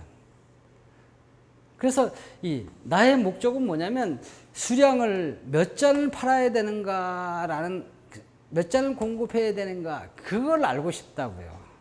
자, 이윤 극대화하기 위한 수량은 얼마큼인가라는 것을 구하는 거죠. 그럼 그 극대화된 이윤이 얼마큼이냐, 그건 차후 문제고. 그래서 내가 이 공급을 얼마큼 하는가, 여기에 가격은 4,000원에, 아메리카 4,000원이고, 그리고 내가 몇 잔을 공급하는가, 그것은 이윤 극대화되는 수량을 갖다 고를 거라고요. 그 논리를 여기다 펴는 거예요. 완전 경쟁 시장에서는요. 왜 그렇게 논리를 그렇게 핍니까? 아니, 1000개 기업은 나만 그러는 게 아니라 1000개 기업이 다 그런 논리로 움직여요. 그 중에 하나, 제일 흔한, 그 중에 한 명을 지금 뽑아가지고 너 어떻게 움직여? 저요, 가격은 주어진 걸로 하는데요. 수량은요, 이윤 극대화되는 수량 그만큼만 팔아요. 라는 거예요. 딴 사람은요, 다 그렇게 팔아요. 라는 거예요. 그러니까 그 공급은요, 그런 방식대로 간다면 이윤 극대화로 간다고요. 그런 것을 나중에 쫙 전개해가지고 나중에 한번 연결해서 보면, 아, 이게 왜 이렇게 됐구나. 여기에 숨어 있는 것들이 이게 뭘로 구성되어 있거나, 그건 나중에 알고요.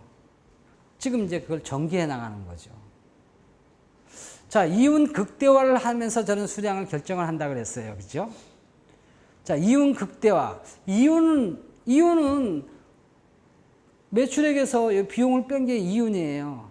그래서 내가 여기에 보면 몇 잔을 팔까 하고 그림으로 한번 설명을 하죠. 자, 여기 100잔 파는 경우, 여기 150잔 파는 경우, 여기 200잔 파는 경우, 250잔 파는 경우, 그때 이윤이 얼마큼 될까? 이윤이 가장 큰 거 좀 고르려고 그래요. 자, 이윤 이유는 매출에서 비용을 뺀 거예요. 매출은 이렇게 레비뉴, 이윤에서 수입을 뺀 거죠. 비용을 뺀 거죠. 즉 뭐냐면 요걸 매출이라고 하는데 경제학에서는 이것을 매출이라고 하지 않고요. 수입이라고 해요. 이것을요. 그러니까 매출이나 수입이나 똑같은 이야기죠. 요 수입이란 단어 레비뉴라고 하죠. 수입. 물론 그 경영학에서는 조금 달리 얘기해요. 매출이라는 것은 정상적으로 자기네 주력 상품을 거기 판매하는 그 수익을 매출이라 하고 나머지 것은 수익이라고 한다. 돈도 들어오는 게 있을 거 아니에요, 그죠? 그건 그것은 매출 이외에 되는 것을 그런 것을 다 합한 것을 갖다가 수익이라고 이야기한다, 그죠? 그죠? 그렇게 좀 말을 조금 바꾸지만 여기서는 그냥 이것을 전부 다 수익의 개념으로서 그냥 수입이라고 얘기를 한다는 거죠. 읽을 땐 수입이라고 하지 않고 매출이라고 하지 않고 수입이라고 얘기하죠. 뭐 그 말이나 그냥 말만 말을 바꿨을 뿐이지 내용은 똑같아요. 매출이나 수입이나 같은 말이고 용어를 레비뉴라고 쓴다는 거죠. 즉 매출에서 수입에서 비용을 뺀 게 이윤이죠. 그러면 이렇게 비용은 어떤 모습이고 수입은 어떤 모습이고 이윤은 어떤 모습일까라는 거. 이윤이 금방 나오지 않고요. 수입에서 요 차액에서 나오거든요.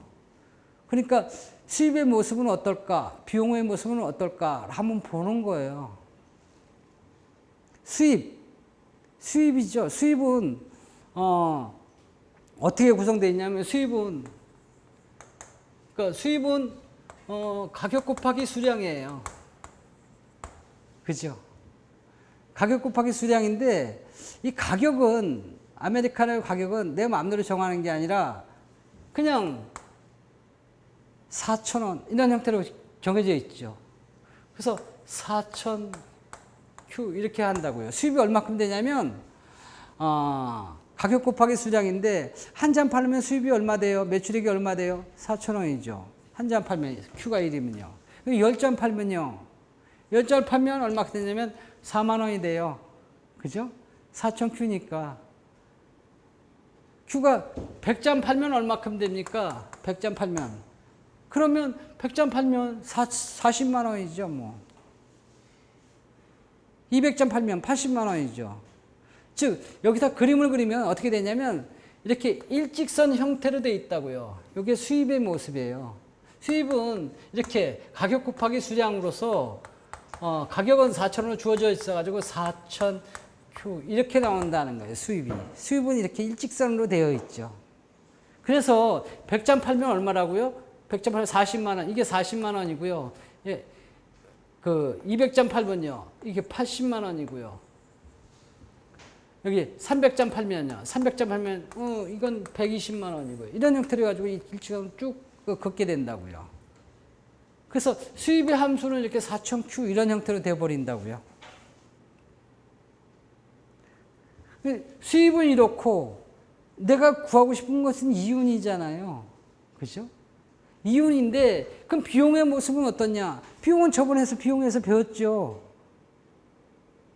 여기 고정비용이 이렇게 있어요. 고정비용에서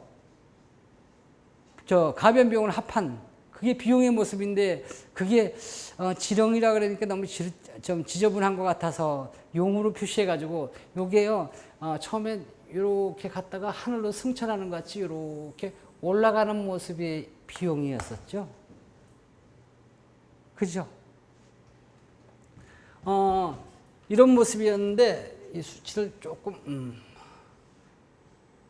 저 그림을 이게 예를 들어서 120, 150 수치를 조금 바꾸죠. 여기 한 200, 250 이런 형태로 해놓죠. 자, 비용은 이런 모습이에요. C 예를 들어서 비용은 함수로 따지면 이렇게 AQ의 3승 플러스 BQ의 제곱 플러스 CQ 플러스 D 이런 형태로 되어 있죠. 예를 들어서 뭐 3Q의 3승 마이너스 4Q의 제곱 마이너스 뭐 플러스 뭐 5Q 플러스 뭐 100 이런 형태로 비용이 구성되어 있었죠. 저 비용 함수 이렇게 봤을 때. 그죠? 비용은 이렇게 용이 하나로 승천하는 모습이 돼 있다면요.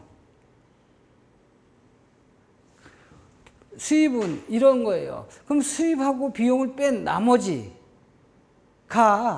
이윤이라고요. 예를 들어서 제가 120잔을 판다. 여기 130잔을 판다. 여기 130잔을 판다고 가정해 보세요. 수입이 얼마큼이냐?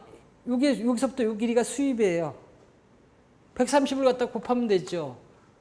그러면 52,000원이 되나요? 그래요. 여기 52,000원이에요, 수입이. 그 52,000원인데 그럼 비용은요. 여기서부터 여기까지죠. 그죠? 그럼 수입에서 여기 보면 이윤이 얼마냐면 여기 이윤이 수입에서 비용을 뺀 거잖아요. 그러니까 수입에서 비용을 뺀 나머지 요게 이윤이에요. 그죠? 여기는 130점 팔면 이윤이 요만큼이 나는 거죠. 요 수치를 읽으면 되죠. 아까 200점 팔면 이윤이 많아진다고요. 한번 200점 한번 볼까요? 200점 이런 되죠. 수입은 200점 팔면 얼마 됩니까? 200점 팔았다고요. 200점 팔면 80만 원이 될 거예요. 그죠? 수입은 80만 원이고 비용은요. 비용은 여기에서 요 길이서부터 요 길이죠. 그럼 80만 원이죠, 뭐. 그죠? 그럼 이익이 얼마예요? 제로예요, 제로. 이 점은요, 본전한다고요. 이 본전 상황을 뭐라 그러냐면, 손익분기점, 브레이크 이븐 포인트라고 얘기한단 말이에요. 이윤이 제로인 점이죠. 그럼 내가 지금 커피숍 하면서 200점 팔아가지고 나보고 본전하라는 게요?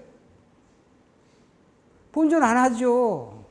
본전할 바에는 차라리 이윤이 남는 게 좋단 말이에요. 근데 120점 팔지, 130점 팔지, 뭐하러 200점 팔아요? 200점 하면 본전이고, 130점은 이만큼 이윤이 되는데. 당연할 거 아니에요. 그죠? 적게 팔면 이윤이 많이 생기는구나. 그럼 더 적게 한번 팔아볼까요? 여기 100잔 이렇게 팔면 어떻게 되느냐? 수익, 어디가 제일 길까? 요게 제일 길겠죠?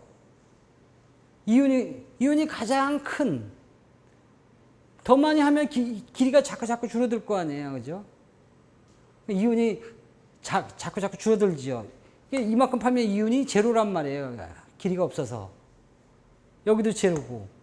그러면 요 길이가 가장 긴 요 수량이 얼마나 될까? 요걸 풀어보는 게 이게 문제예요. 난 몇 잔을 내다가 팔까라는 거예요. 이거의 답. 이거 가장 길인 거. 이걸 하려고 하면 그럼 어떻게 해야 되느냐? 뭐 이렇게 그림을 그려가지고 이렇게 실을 이렇게 해가지고 길이가 가장 길 때 요게 제일 길구나. 여기서부터 줄여야 되니까 길 때 이걸 탁 내려가지고 이렇게 딱 읽으면 되겠는데 그렇게 하려면 실이 필요하죠. 그리고 실이 똑바로 와야 되는데 바람이 분다든가 이렇게 손이 떨려가지고 막 이렇게 제대로 못 집는다. 그렇게 하면 이 극대화된 수량은 못 구하죠. 그래서 그렇게는 구할 수가 없단 말이에요. 그럼 이 극대화되는 게 도대체 뭐냐라는 것을 수량을 갖다 한번 계산해만 해보자는 거죠. 거기에 차관점이 뭐냐면 바로 이 점에 있을 때 기울기 이거죠. 이 점에 있을 때 기울기가 여기는 평행이란 말이에요. 평행이면 그럼 이 길이가 가장 길죠. 이 점에서는요. 기울기는 이렇지만 이 점의 기울기가 여기는 이렇게 완만하다고요. 같지 않지요. 여기는요. 평행이라는 건 같단 말이에요. 이 점의 기울기가 같은 점을 이윤이 극대화될 것이다 라는 거예요. 거기에 여기 답이 있는 거예요. 그럼 극대화하기 위해서는 어떻게 해야 되느냐? 이 점의 기울기와 기울기를 같은 그것을 충족시키는 수량을 구하면 된다는 거죠. 그럼 이 점의 기울기라는 게 뭐고 이 점의 기울기라는 게 뭐냐? 이 비용에 대한 점의 기울기 기울기를 뭐라 그러냐면 비용의 점의 기울기는 미분한 거잖아요. 그죠? 점의 기울기는 여기 보면 수량이 더 증가했을 때 비용이 얼마큼 증가됩니까? 라는 것을 나타내는 거죠. 즉 그런 것을 점에 대한 기울기가 뭐냐면 그런 것을 한계 비용이라 그래요. 마지널 코스트지요. 그것은 뭐냐면 한 단위 더 증가하는데 생산하는데 비용이 얼마큼 더 증가됩니까? 그런 것을 의미하는 거예요. 즉, 이 점의 기울기를 보면 dq분의 dc죠. 이 비용 함수를 이렇게 미분해 놓은 거예요. 미분한 것이 변화율을 얘기하는 거죠. 그림으로 해서는 기울기를 얘기하는 거예요. 이 점의 기울기. 이 점의 기울기 뭐냐면 이 비용을, 점의 기울기는 비용 함수를 미분한 것이 바로 이 점의 기울기라고요. 그거를 그 점에 대한 기울기를 뭐라 그러냐면 한계 비용이라고 한다고요. 한계 비용의 개념은 뭐냐면 이거 하나 더 생산했을 때 비용이 얼마큼 들어갑니까? 라는 그것을 의미하는 거예요. 그럼 비용 시간에 배웠죠. 한계 비용이라고. 그죠? 한계 비용이에요. 한계 비용은 비용 함수를 이렇게 미분하면 나와요. 이 점의 기울기, 이 점의 기울기를 딱 구하면 한계 비용이 바로 한계 비용이 된다고요. 한계 비용은 뭡니까? 한계 비용은 339 하면 여기 요 함수라면 여기에 3AQ의 제곱이고 2BQ 플러스 C죠. 이게 한계 비용이죠. 그게 점의 기울기의 비용의 점의 기울기예요. 그럼 요 점의 기울기는 뭐냐? 요 점의 기울기. 요 점의 기울기는 한계 수입이에요, 그건요. 한계 수입이라는 것은 뭐냐면 마지널 레비뉴라고 얘기하죠. 그래서 MR이라고 표시하는데 이거는 한 단위 더 증가하는 데 있어서 수입이 얼마큼 더 증가됩니까? 라는 것을 얘기하는 거예요. 요거 하나 팔면 수입이 얼마큼 더 증가돼? 라는 거죠. 자, 이것은 비용 함수를 갖다 DQ에서 DC 이렇게 해놓은 것으로 수입을 갖다 이렇게 미분해 놓은 것이 한계 수입이라고요. 4,000Q를 미분하면요, 이게 1이 되니까 4,000이 되죠. 가격하고 똑같아지는 거예요. 그래서 한계 수입이라는 게 뭐냐면 한 잔 더 팔을 때 수입이 얼마큼 증가됩니까? 라는 거예요. 그게 기울기라고요. 자, 커피 한 잔 딱 줬어요. 주문하니까. 자, 커피 한 잔 하면 돈 줄 거 아니에요. 얼마 주겠어요? 4,000원 주지요. 누가 저기서 막 또 주문했어요. 커피 한 잔 주면 나한테 얼마 줄 거냐면 4,000원 준다고요. 아니 10,000원짜리 주던데 그 10,000원짜리 그냥 다 갖고 있다가는 되게 혼난다고요. 6,000원 거실러 줘야죠. 즉 한 잔 더 공급을 하면 수입이 얼마큼 더 증가됩니까? 매출액이 얼마큼 더 증가됩니까? 4,000원이죠. 그죠? 그게 한계 수입이라고요. 한 잔 더 내다가 팔 때 수입이 얼마큼 더 증가됩니까? 4,000원씩. 100장을 팔든 200장을 팔든 300장을 팔든 일정하지요. 4,000원씩. 기울기가 그래서 요 점의 기울기가 얼마냐면 4,000Q니까 그래서 4,000원이란 말이에요. 4,000원이라고. 이게 한계 수입이죠.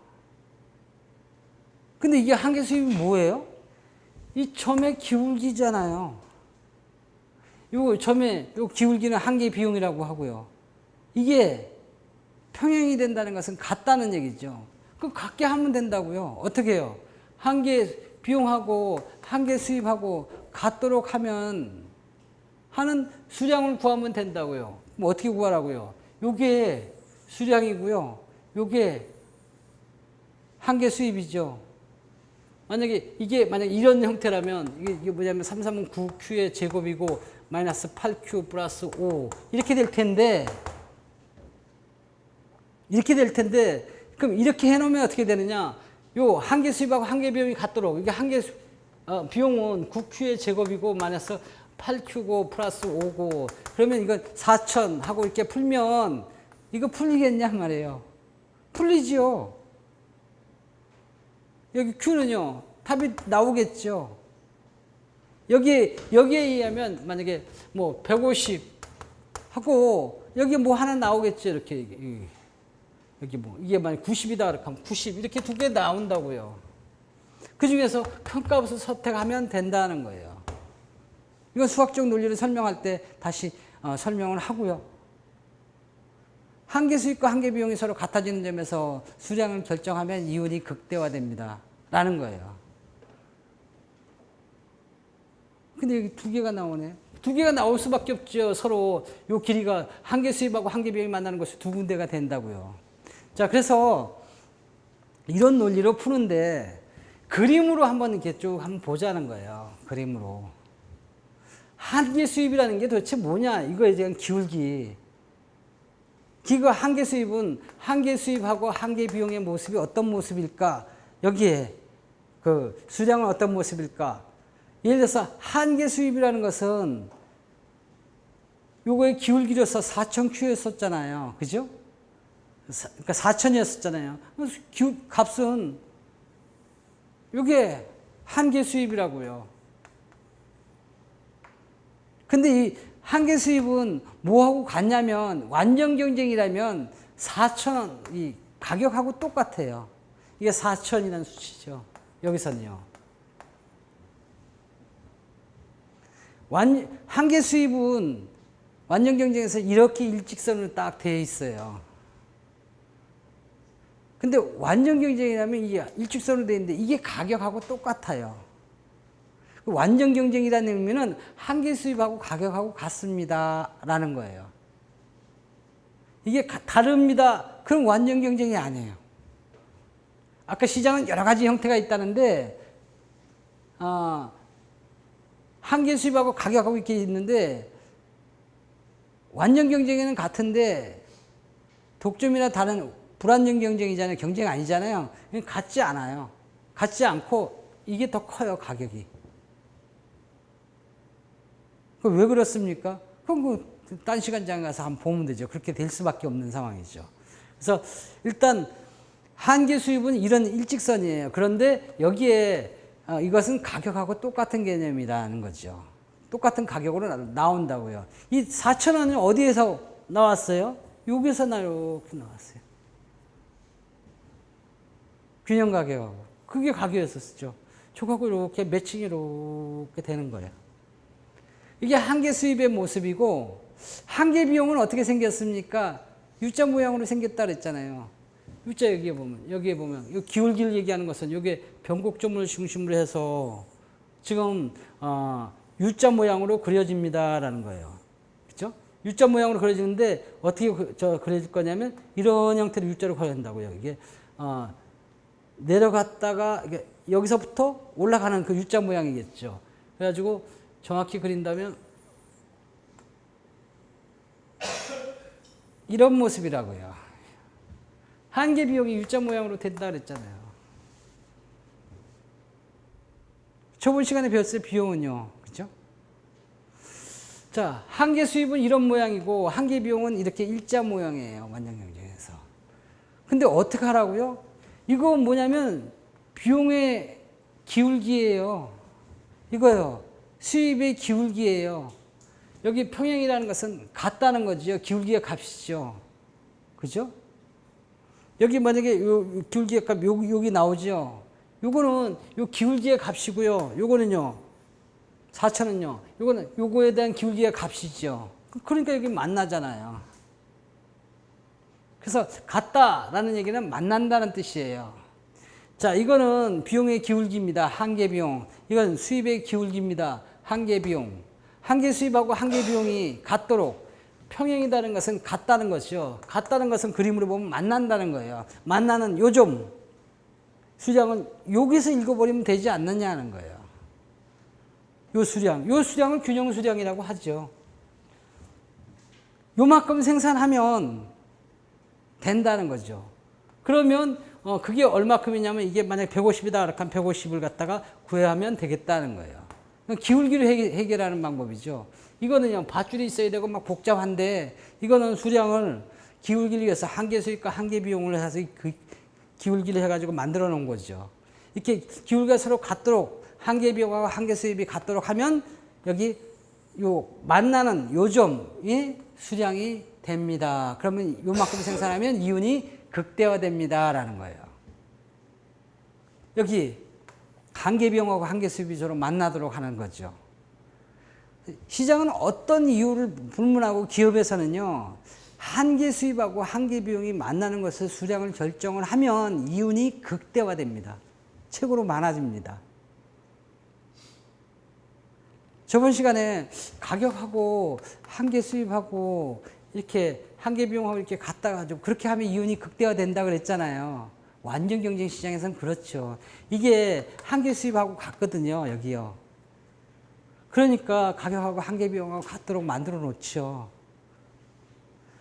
그런 뒤에 있는 숨어 있는 그런 것들이 있다고요. 그래서 균형 조건은 뭐냐면 한계 수입하고 한계 비용이 서로 같다, 이거 만나도록 하는, 그때 그걸 충족시켜주는 수량을 구하시면 그렇게 하면 이윤이 극대화됩니다라는 거예요. 그때 한계 수입은 완전 경쟁이라면 이게 같아요. 가격이 같다는 거죠. 이게 완전 경쟁 시장의 균형 조건이에요. 이게 완전 시장의 균형 조건이죠. 균형 조건이라는 것은 뭐냐면 이윤이 극대화되는 지점을 얘기하는 거예요. 이렇게 팔면 된다는 거죠.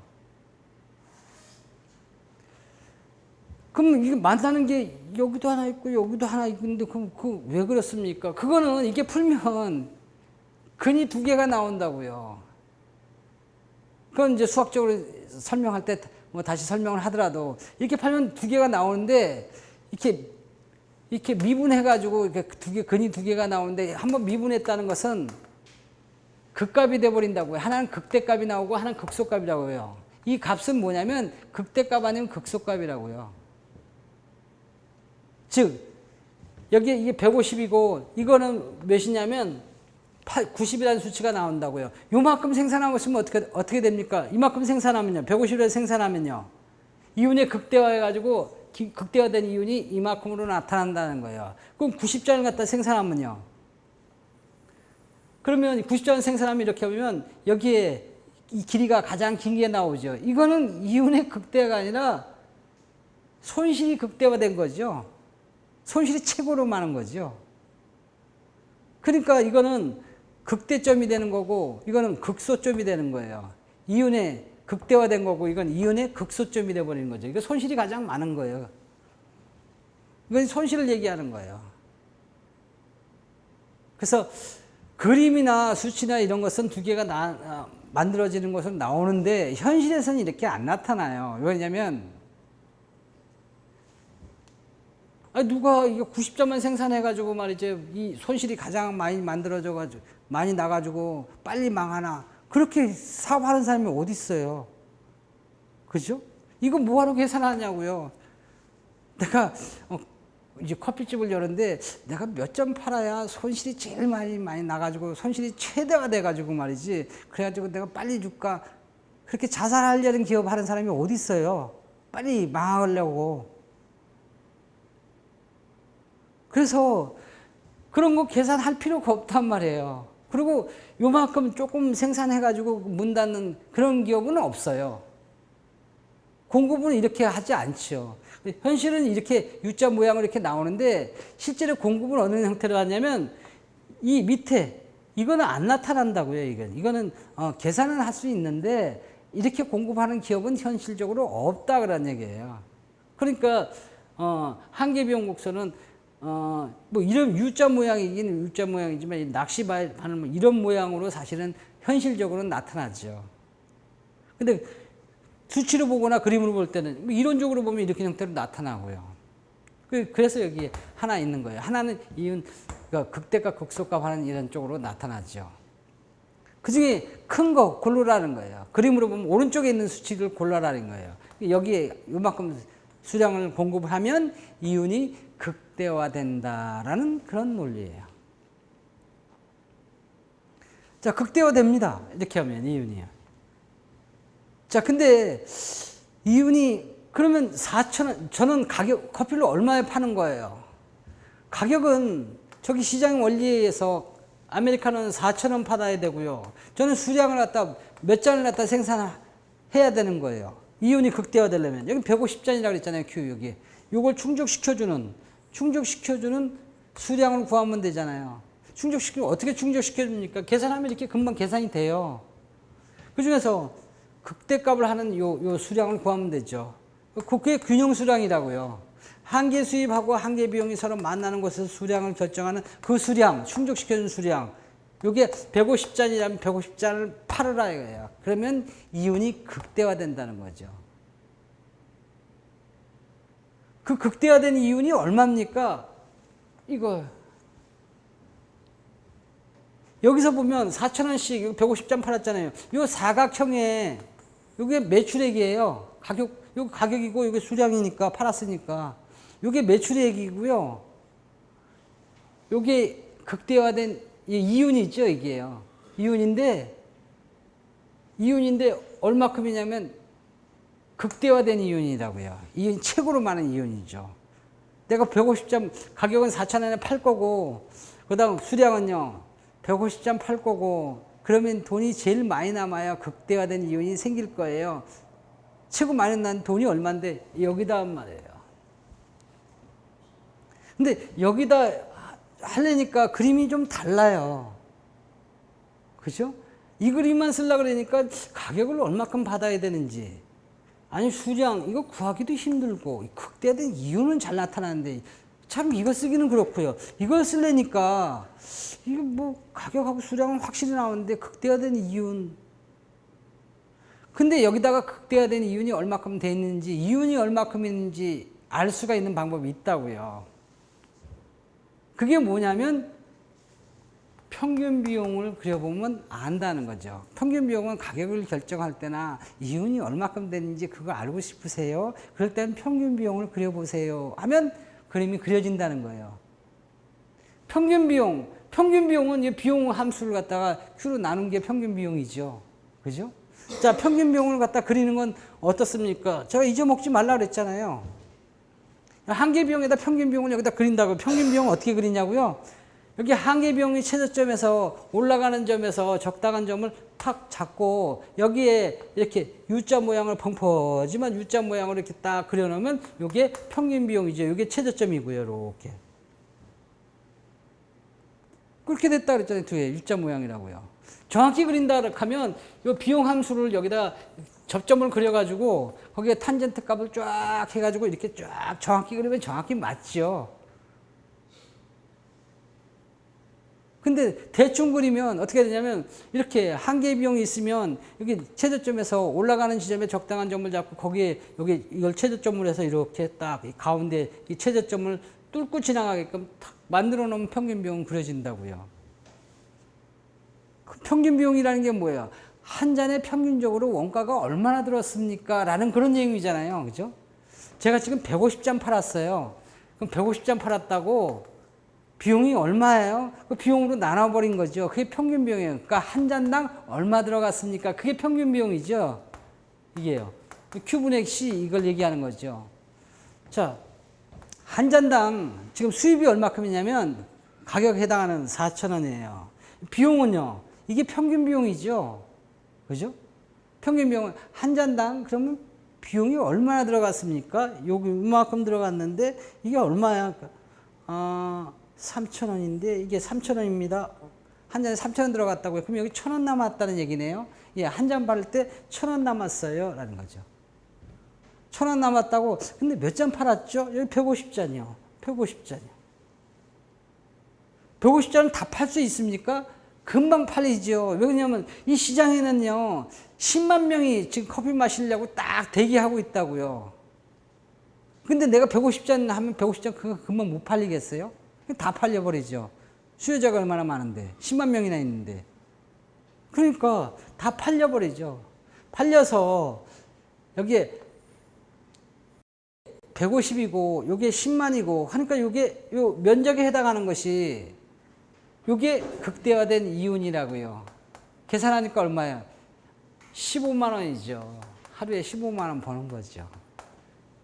요게 아까 매출이라 그랬어요. 매출이라 그랬는데 요게 이윤이라면 요건 비용이겠네요. 그죠? 그래서 요게 15만 원이면 요게 45만 원. 요게 비용이겠네요. 예, 비용이에요. 비용이고 여기는 이렇게 면적으로 요 면적이 극대화된 이윤이다는 거죠. 극대화된 이윤이죠. 여기는 선으로 나타났지만 이걸 적분하면 이건 미분한 거기 때문에 변화율을 구하는 거기 때문에 여기에 대한 면적을 구하면 미분한 것을 적분을 하면 다시 원시로 돌아오는 거죠. 여기는 선으로 표시되고 여기는 면적으로 표시된다고요.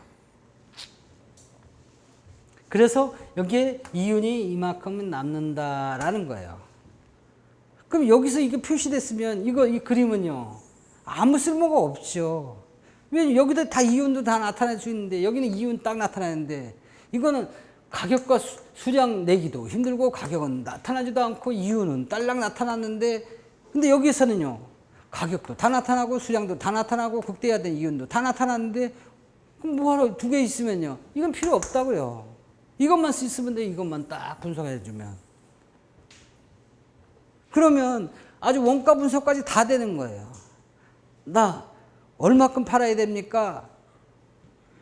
가격 얼마 받아야 됩니까? 주어진 대로 저기에 주어진 대로 4,000원. 수량은요. 몇 점 팔아야 됩니까? 한 개 수입하고 한 개 비용이 서로 만나는 곳 이게 이 균형 조건에 해당하는 만큼 그만큼 만들면 이윤이 극대화된 게 얼마야? 극대화된 게 150잔이야. 그럼 이만큼 팔면 되겠네. 균형 수량이죠. 균형 가격이고 균형 수량이고. 그럼 매출액이 얼마큼이야? 매출액이 이만큼인데 극대화된 이윤이 돈이 얼마나 남았길래 이만큼. 이건 다 그랬죠. 그 다음 뭐가 필요하겠어요? 그러니까 이 그림은 당연히 필요 없다고. 이것만 딱 분석하면 된다고요. 그럼 나는 답은 가격은 주어진 것으로 해서 4,000원. 수량은요. 극대화된 수량 한 개 수입하면 여기 150잔. 그 다음 그때 수입은 극대화된 이유는 수입에서 비용을 뺀 거죠. 그죠? 그때 평균 비용을 이용해서 이 면적을 딱 구하면 되는데 이 면적이 극대화된 이윤이란 말이에요. 근데 15만 원이다. 그럼 딱 구하는 거죠. 이게 15만 원이라면 이거는요. 자연히 비용은 저절로 나타나게 되죠. 비용도 좀 이렇게 좀 구분하고 싶은데 가변 비용, 고정 비용. 그렇게 해요? 그럼 여기다가 평균 비용에다 평균 가변 비용 여기다 하나 그려놓으면 되죠. 그러면 여기 비용인데 한자로 따지면 여기 평균 비용이면 여기 평균 가변 비용이면 여기는 고정 비용이고 이거 면적은 그럼 고정비고요. 임대료는 이만큼 되고요. 이건 커피 재료비는 얼마큼 되나 이것으로 더 분석을 하면 더 분석이 되는 거죠. 그러니까 원가 분석까지 다 하는 거예요. 이 그림 하나만 있으면. 그래서 균형 조건을 우선 우리의 목표는 뭐였었냐면 수량을 구하는 거예요. 가격은 4,000원이고 이 사람은 150잔을 생산한다. 그러면 이윤이 극대화된다라는 거죠. 그래서 도대체 수량을 몇 점 팔아야 되는 거야? 라는 거예요. 그래야 극대화되는 거야? 어떻게 되냐면 여기는 150잔을 판다고요. 그리고 그러면 이윤이 극대화되죠. 참 답답하네. 그 극대화된 이윤이 도대체 얼마나 됐냐고. 이렇게 그때 이제 평균 비용을 그려보면 15만 원이요. 그럼 다 끝났단 말이에요. 분석이 다 끝난 거죠. 이걸 수치로 본다면 이렇게 본다 이거예요. 수학 문제로 갖다 낸다 이렇게 하면 균형이 이런 형태잖아요. 자, 이런 형태에서 지금 우선 비용 함수를 가르쳐 줘요. 이렇게 비용 함수를. 비용이 이렇습니다.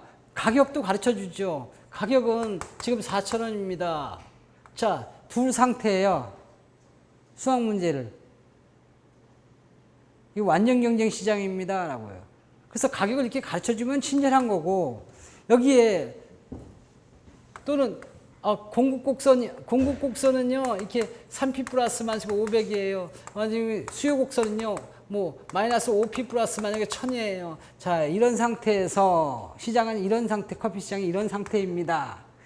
근데 어떤 한 개별 기업의 비용을 한번 측정을 해보니까 고정비용은 이렇게 들어가고, 고정비용은 이만큼 들어가고, 가변비용은 이만큼 들어가는 비용 함수는 이렇습니다. 아니면 쉽게 내면 그냥 가격은 이렇게 4,000원입니다. 커피값은 4,000원이라고 합니다. 완전기에서 4,000원입니다. 비용은 이런 함수를 두고 있어요. 자, 이럴 때 이 기업은 커피 얼마에 팔까요? 균형 가격은. 균형 수량, 이거 얼마큼, 몇 잔을 그 사람이 생산할까요? 그러면 이 사람은, 이윤은 얼마나 될까요? 그게 아마 극대화된 이윤일 거예요. 극대화된 이윤은 얼마예요? 이거 딱 물으면요. 풀어야 되잖아요. 문제는 딸랑 이거 하나 줘요. 가격은 4,000원이다. 비용은 이렇다. 그 기업의 비용은 이렇다. 이 사람은 커피를 얼마에 팔까? 이 사람은 몇 잔을 팔까? 그 돈이 얼마나 남을까? 해보지도 않고 어떻게 하냐고. 알죠. 풀면 되는 거예요. 그죠? 풀면 어떻게 푸냐? 그러면 여기서 쫙 한번 풀어보죠. 뭐. 수학적으로 접근하는 거죠. 이것을. 그 그림을. 근데 이 수학적으로 접근할 때는 이 그림을 이해를 해야 됩니다. 그래야 수학적으로 뭐 미분하든지 더하든지 빼든지 마음대로 하죠. 자, 요런 상황에서의 그 수학적 접근. 자, 이 이윤이라는 것은 수입에서 비용을 뺀 거예요. 그죠? 근데 이걸 극대화하려고 그래요. 극대화하려면 이렇게 미분해가지고, 요걸 미분해가지고 제로로 만들어놔야 되죠. 즉 뭐냐면, 요걸 미분해가지고 이렇게 제로로 만든다는 얘기는 뭐냐면, 요걸 미분하고요. 요걸 미분하면 두 개 다 요 미분이 된 거죠. 변화율을 구해가지고 제로로 만들면 된다는 거죠. 그러면 극값이 나온다고요. 이윤 극대화된 조건이 나온다고요. 이렇게 제로로 만든다는 것은 이게 뭐냐면 한계 수입이고요. 이게 뭐냐면 한계 비용이죠. 이것을 제로로 만들면 이윤이 극대화된대요. 그래서 극대화 조건이 뭐냐면 한계 수입하고 한계 비용이 항상 이렇게 같도록 만들어 놓으면 이윤이 극대화된다는 얘기가 나오는 거예요. 이게 그냥 나온 게 아니라 이게 균형 조건이라고요. 어느 시장에 가든지 항상 한계 수입하고 한계 비용이 서로 같도록 만들어주면 이윤 극대화 조건이 되는 거예요.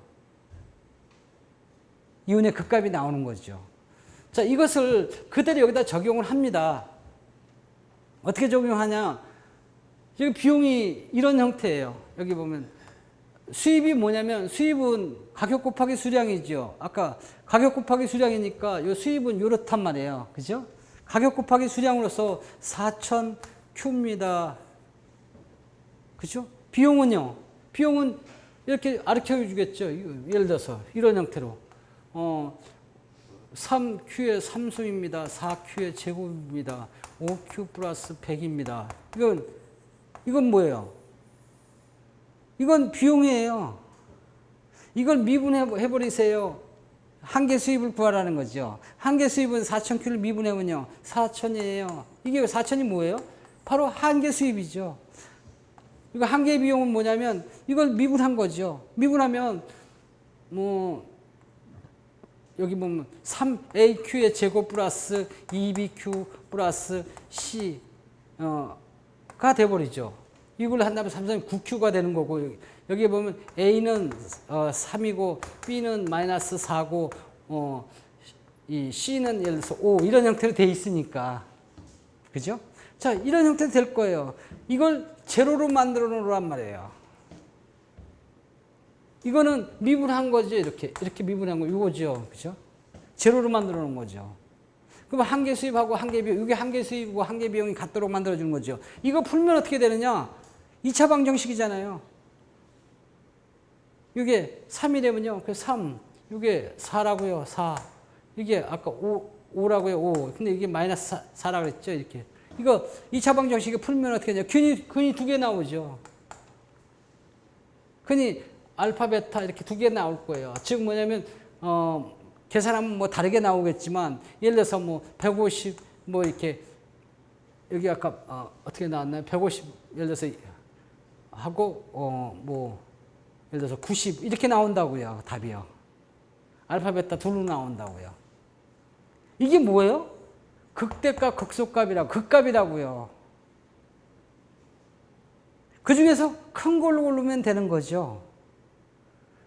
근데 이게 만약에 수학적 문제를 가지고 만약에 저 그림을 갖다 이렇게 없으면 이게 극대값인지 이게 극소값인지 판정을 해야 되잖아요.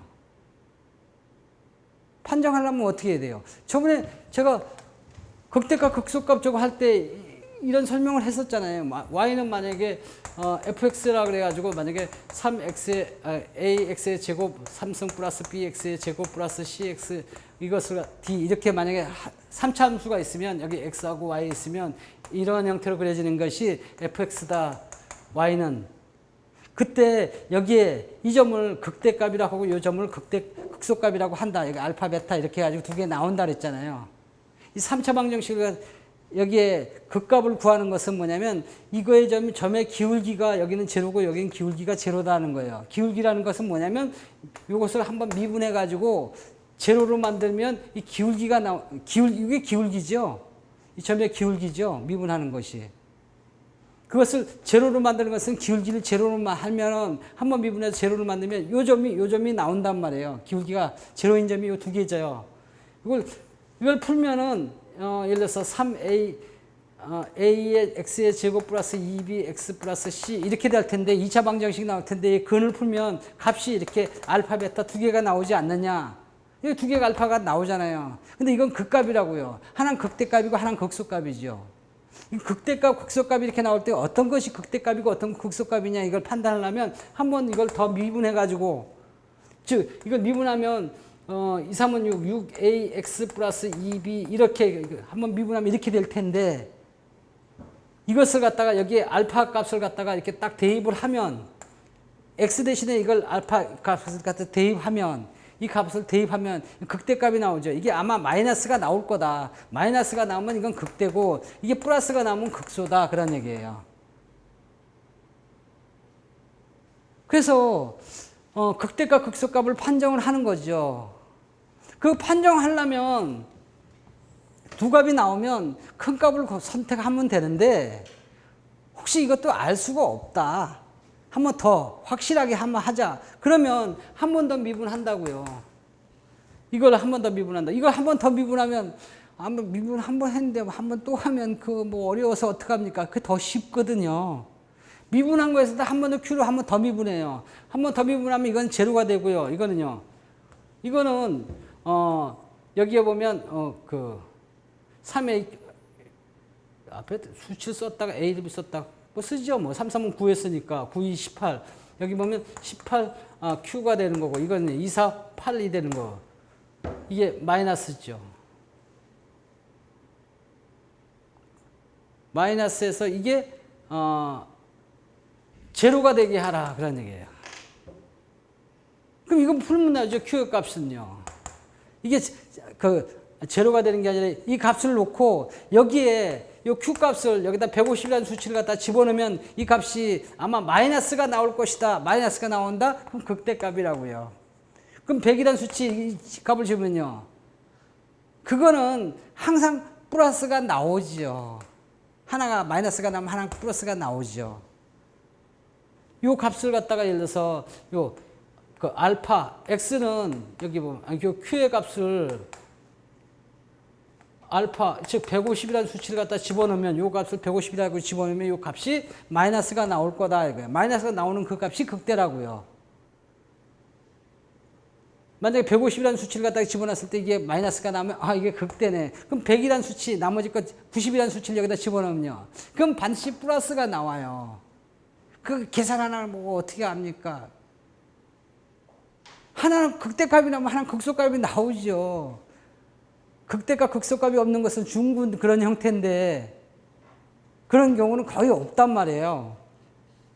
그러니까 이거 하나는 극대값 나오면 하나는 극소값이 나오니까 이게 마이너스 나오면 이거로 끝나라고요. 이게 만약에 혹시 플러스가 나온다 그러면 이거 아니고 다른 걸 그냥 그대로 그냥 갖다 써놔도 상관없다고. 이게 플러스니까 이게 마이너스가 되도록 한다는 거죠. 즉 이게 극대값이냐 극소값의 판정은 한 번 더 미분해가지고 그 알파의 값을 갖다가 여기에 정했을 때 그 값이 마이너스가 나오면 충족시켜주면 극대, 플러스가 나오면 극소 이렇게 해가지고 극대값, 극소값을 판정한 다음에 쓰면 되는 거죠. 그러면 이 값이 얼마큼이냐면 이 Q가 바로 극대값으로 딱 계산돼서 나온다고요.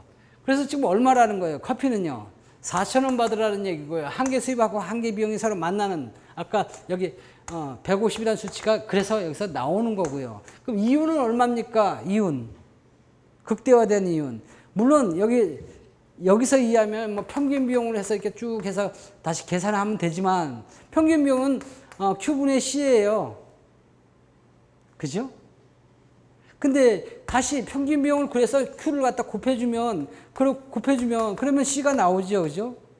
비용 이렇게 가서 나오는 계산해가지고 계산해도 되긴 되는데 여기에 이윤 함수가 여기 이렇게 쭉 나오거든요. 균형 수량이 여기 나오니까 이 수량을 150을 여기다가 갖다 대입을 해주면 그 이익이 나올 거라고요. 이게 만약에 이익이 15만 원이 나오잖아요. 그러면 이게 그 15만 원이 뭐냐면 그게 이윤이 15만 원입니다. 라고 얘기하고 그게 극대화된 이윤이에요. 바로 계산하면 된다고요. 이거 갖고 막 다시 계산할 수도 있지만 그렇게 계산 안 하고 이렇게 계산해도 된다고요. 수학적으로 나오면요. 그래서 수학적으로 다 해결했다는 거예요.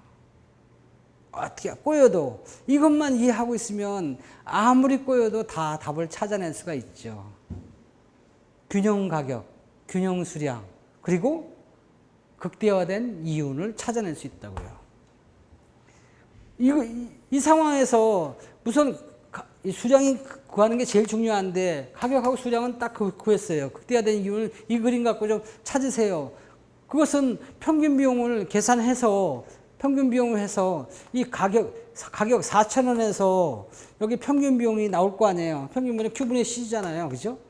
이 비용 함수를 갖다가 여기다 Q로 나눠가지고 여기다 다시 또 C를 비용을 갖다가 여기다 집어넣으면 되죠. 150이라는 수치를 갖다 집어넣으면 되죠. 150이라는 수치를 갖다가 Q를 갖다 집어넣으면 되죠. 그럼 평균 비용이 나와요.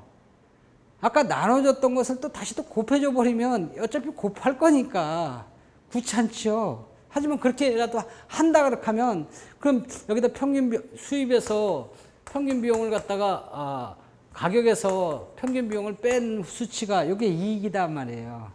그죠? 이익에다가 거기다가 곱하기 Q로 하면 되겠다라는 거예요. 그러면 뭐가 나와요? 이윤이 나온다고요. 이걸 수치로 딱 풀어보면 그럼 이윤이 나온다 그랬죠? 여기에서 여기 요만큼 난 다음에 이걸 이렇게 양으로 Q로 곱하면 그럼 이렇게 이윤이 요만큼 나오잖아요. 이윤이 나오나 금방 이렇게 검증을 해보면 말이죠. 가격 곱하기 여기는 Q가 있으니까 가격 곱하기 수량이죠. 이건요. 평균 비용은요. 여기는 Q분의 C지요. 그다 Q를 갖다 곱해주니까 이게 서로 약분이 돼가지고요. C밖에 안 남잖아요. 그럼 이건 뭐예요? 매출액이고 이건 비용이죠. 그게 이윤이잖아요. 당연한 이야기가 나오잖아요. 그래서 여기에 이만큼의 이윤을 계산할 수가 있다는 거죠. 이렇게 해도 계산이 된다는 거예요. 더 좀 어렵게 저거 한다 하면 이게 이렇게 면적이니까 적분이라는 개념을 갖다 사용해서 되죠. 적분을 할 줄 알면 어떻게 하면 여기서부터 여기까지예요. 여기 이게 뭐냐면 여기까지의 면적이니까 욕구에서 면적에서 비용을 적분을 하면 그러면 나머지 차액이 생길 텐데 이익이 생길 텐데 한 개당 이익이 얼마냐면 가격에서 수입에서 비용을 뺀 거, 비용 함수를 뺀 것을 여기서부터 여기까지 이게 이윤이란 말이에요. 그죠? 근데 여기서부터 여기까지의 면적이다. 그럼 여기까지 면적을 이렇게 적분을 해버리면 그럼 0서부터 이게 얼마야? 150이에요? 150Q예요. M 한 개 수입하고 한 개 비용이 서로 만나는 점에 Q를 구하는 거죠. 그래서 P에 대한 함수에다가 여기 한 개 비용에 대한 함수 이게 뭐예요? 이게 MR이잖아요. MR이라는 함수.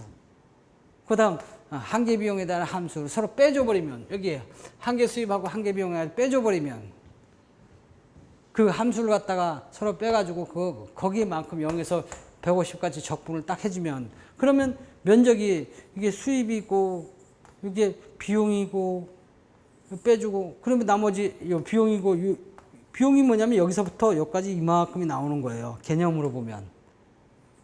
수입은요. 수입은 이만큼이고 비용은 이만큼에 대한 비용이고요. 그 비용이 여기까지 다 가는 게 아니라 여기서부터 이렇게 딱 만나는 점이죠. 여기서부터 여기까지에 대한 비용에 대한 이렇게 요 면적이고 빼줘도 이유는 딱 나온단 말이에요. 그럼 좀 어렵게 하는 사람은 그래도 150에서 한 개 수입해서 한 개 비용을 딱 뺀 나머지 이렇게 해가지고 제로로 만들. 이거 제로가 아니라 요 면적을 구하면 이윤이 나오겠네. 그때 면적은 이 면적에서 요 면적을 뺀 나머지의 이윤으로 나오는데 이 수치하고 똑같이 나오는 거예요. 적분을 이용하면 이렇게 멋지게 푼다 그렇게 멋지게 풀 수 있죠. 뭐 여러 가지 방법으로 풀어요. 한 가지 확실한 건 뭐냐면 우리는 여기서 단기 비용 함수에 있어서 완전 경쟁 시장의 균형 조건은 가격 곱하기 한개 균형 조건은 이 가격하고 한개 수입 완전 경쟁일 때 그때 비용하고 이걸 만들어주는 수량을 구하면 되고 그게 균형이고 균형 조건이고 가격은 그런 주어진 것으로 하고 그다음 극대화된 이유는 그 극대화된 이유는 여기다 이 수량을 갖다가 여기 균형 수량을 갖다가 이윤 함수에다가 집어넣으면 나라는 거죠. 그림으로 보면 이렇다는 거예요. 균형 조건이죠. 완전 경쟁 시장에. 오늘 시간이 너무 많이 됐네요. 그래서 오늘 수업은 머리가 복잡하지요. 그렇죠?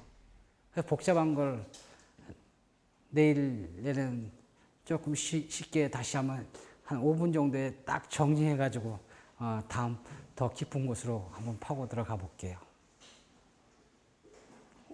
복잡은 복잡할 수밖에 없어요. 왜냐하면 그 그림으로 봤다가 수치로 봤다가 말로 했다가 막 이러니까. 근데 내용은 아까 지금 얘기한 거 이거 하나 얘기한 거라고요. 그래서 내일 다시 연장해서 이렇게 한번 보도록 하겠습니다. 오늘 수업은 여기서 끝낼게요. 조금 늦었어요. 미안합니다. 예.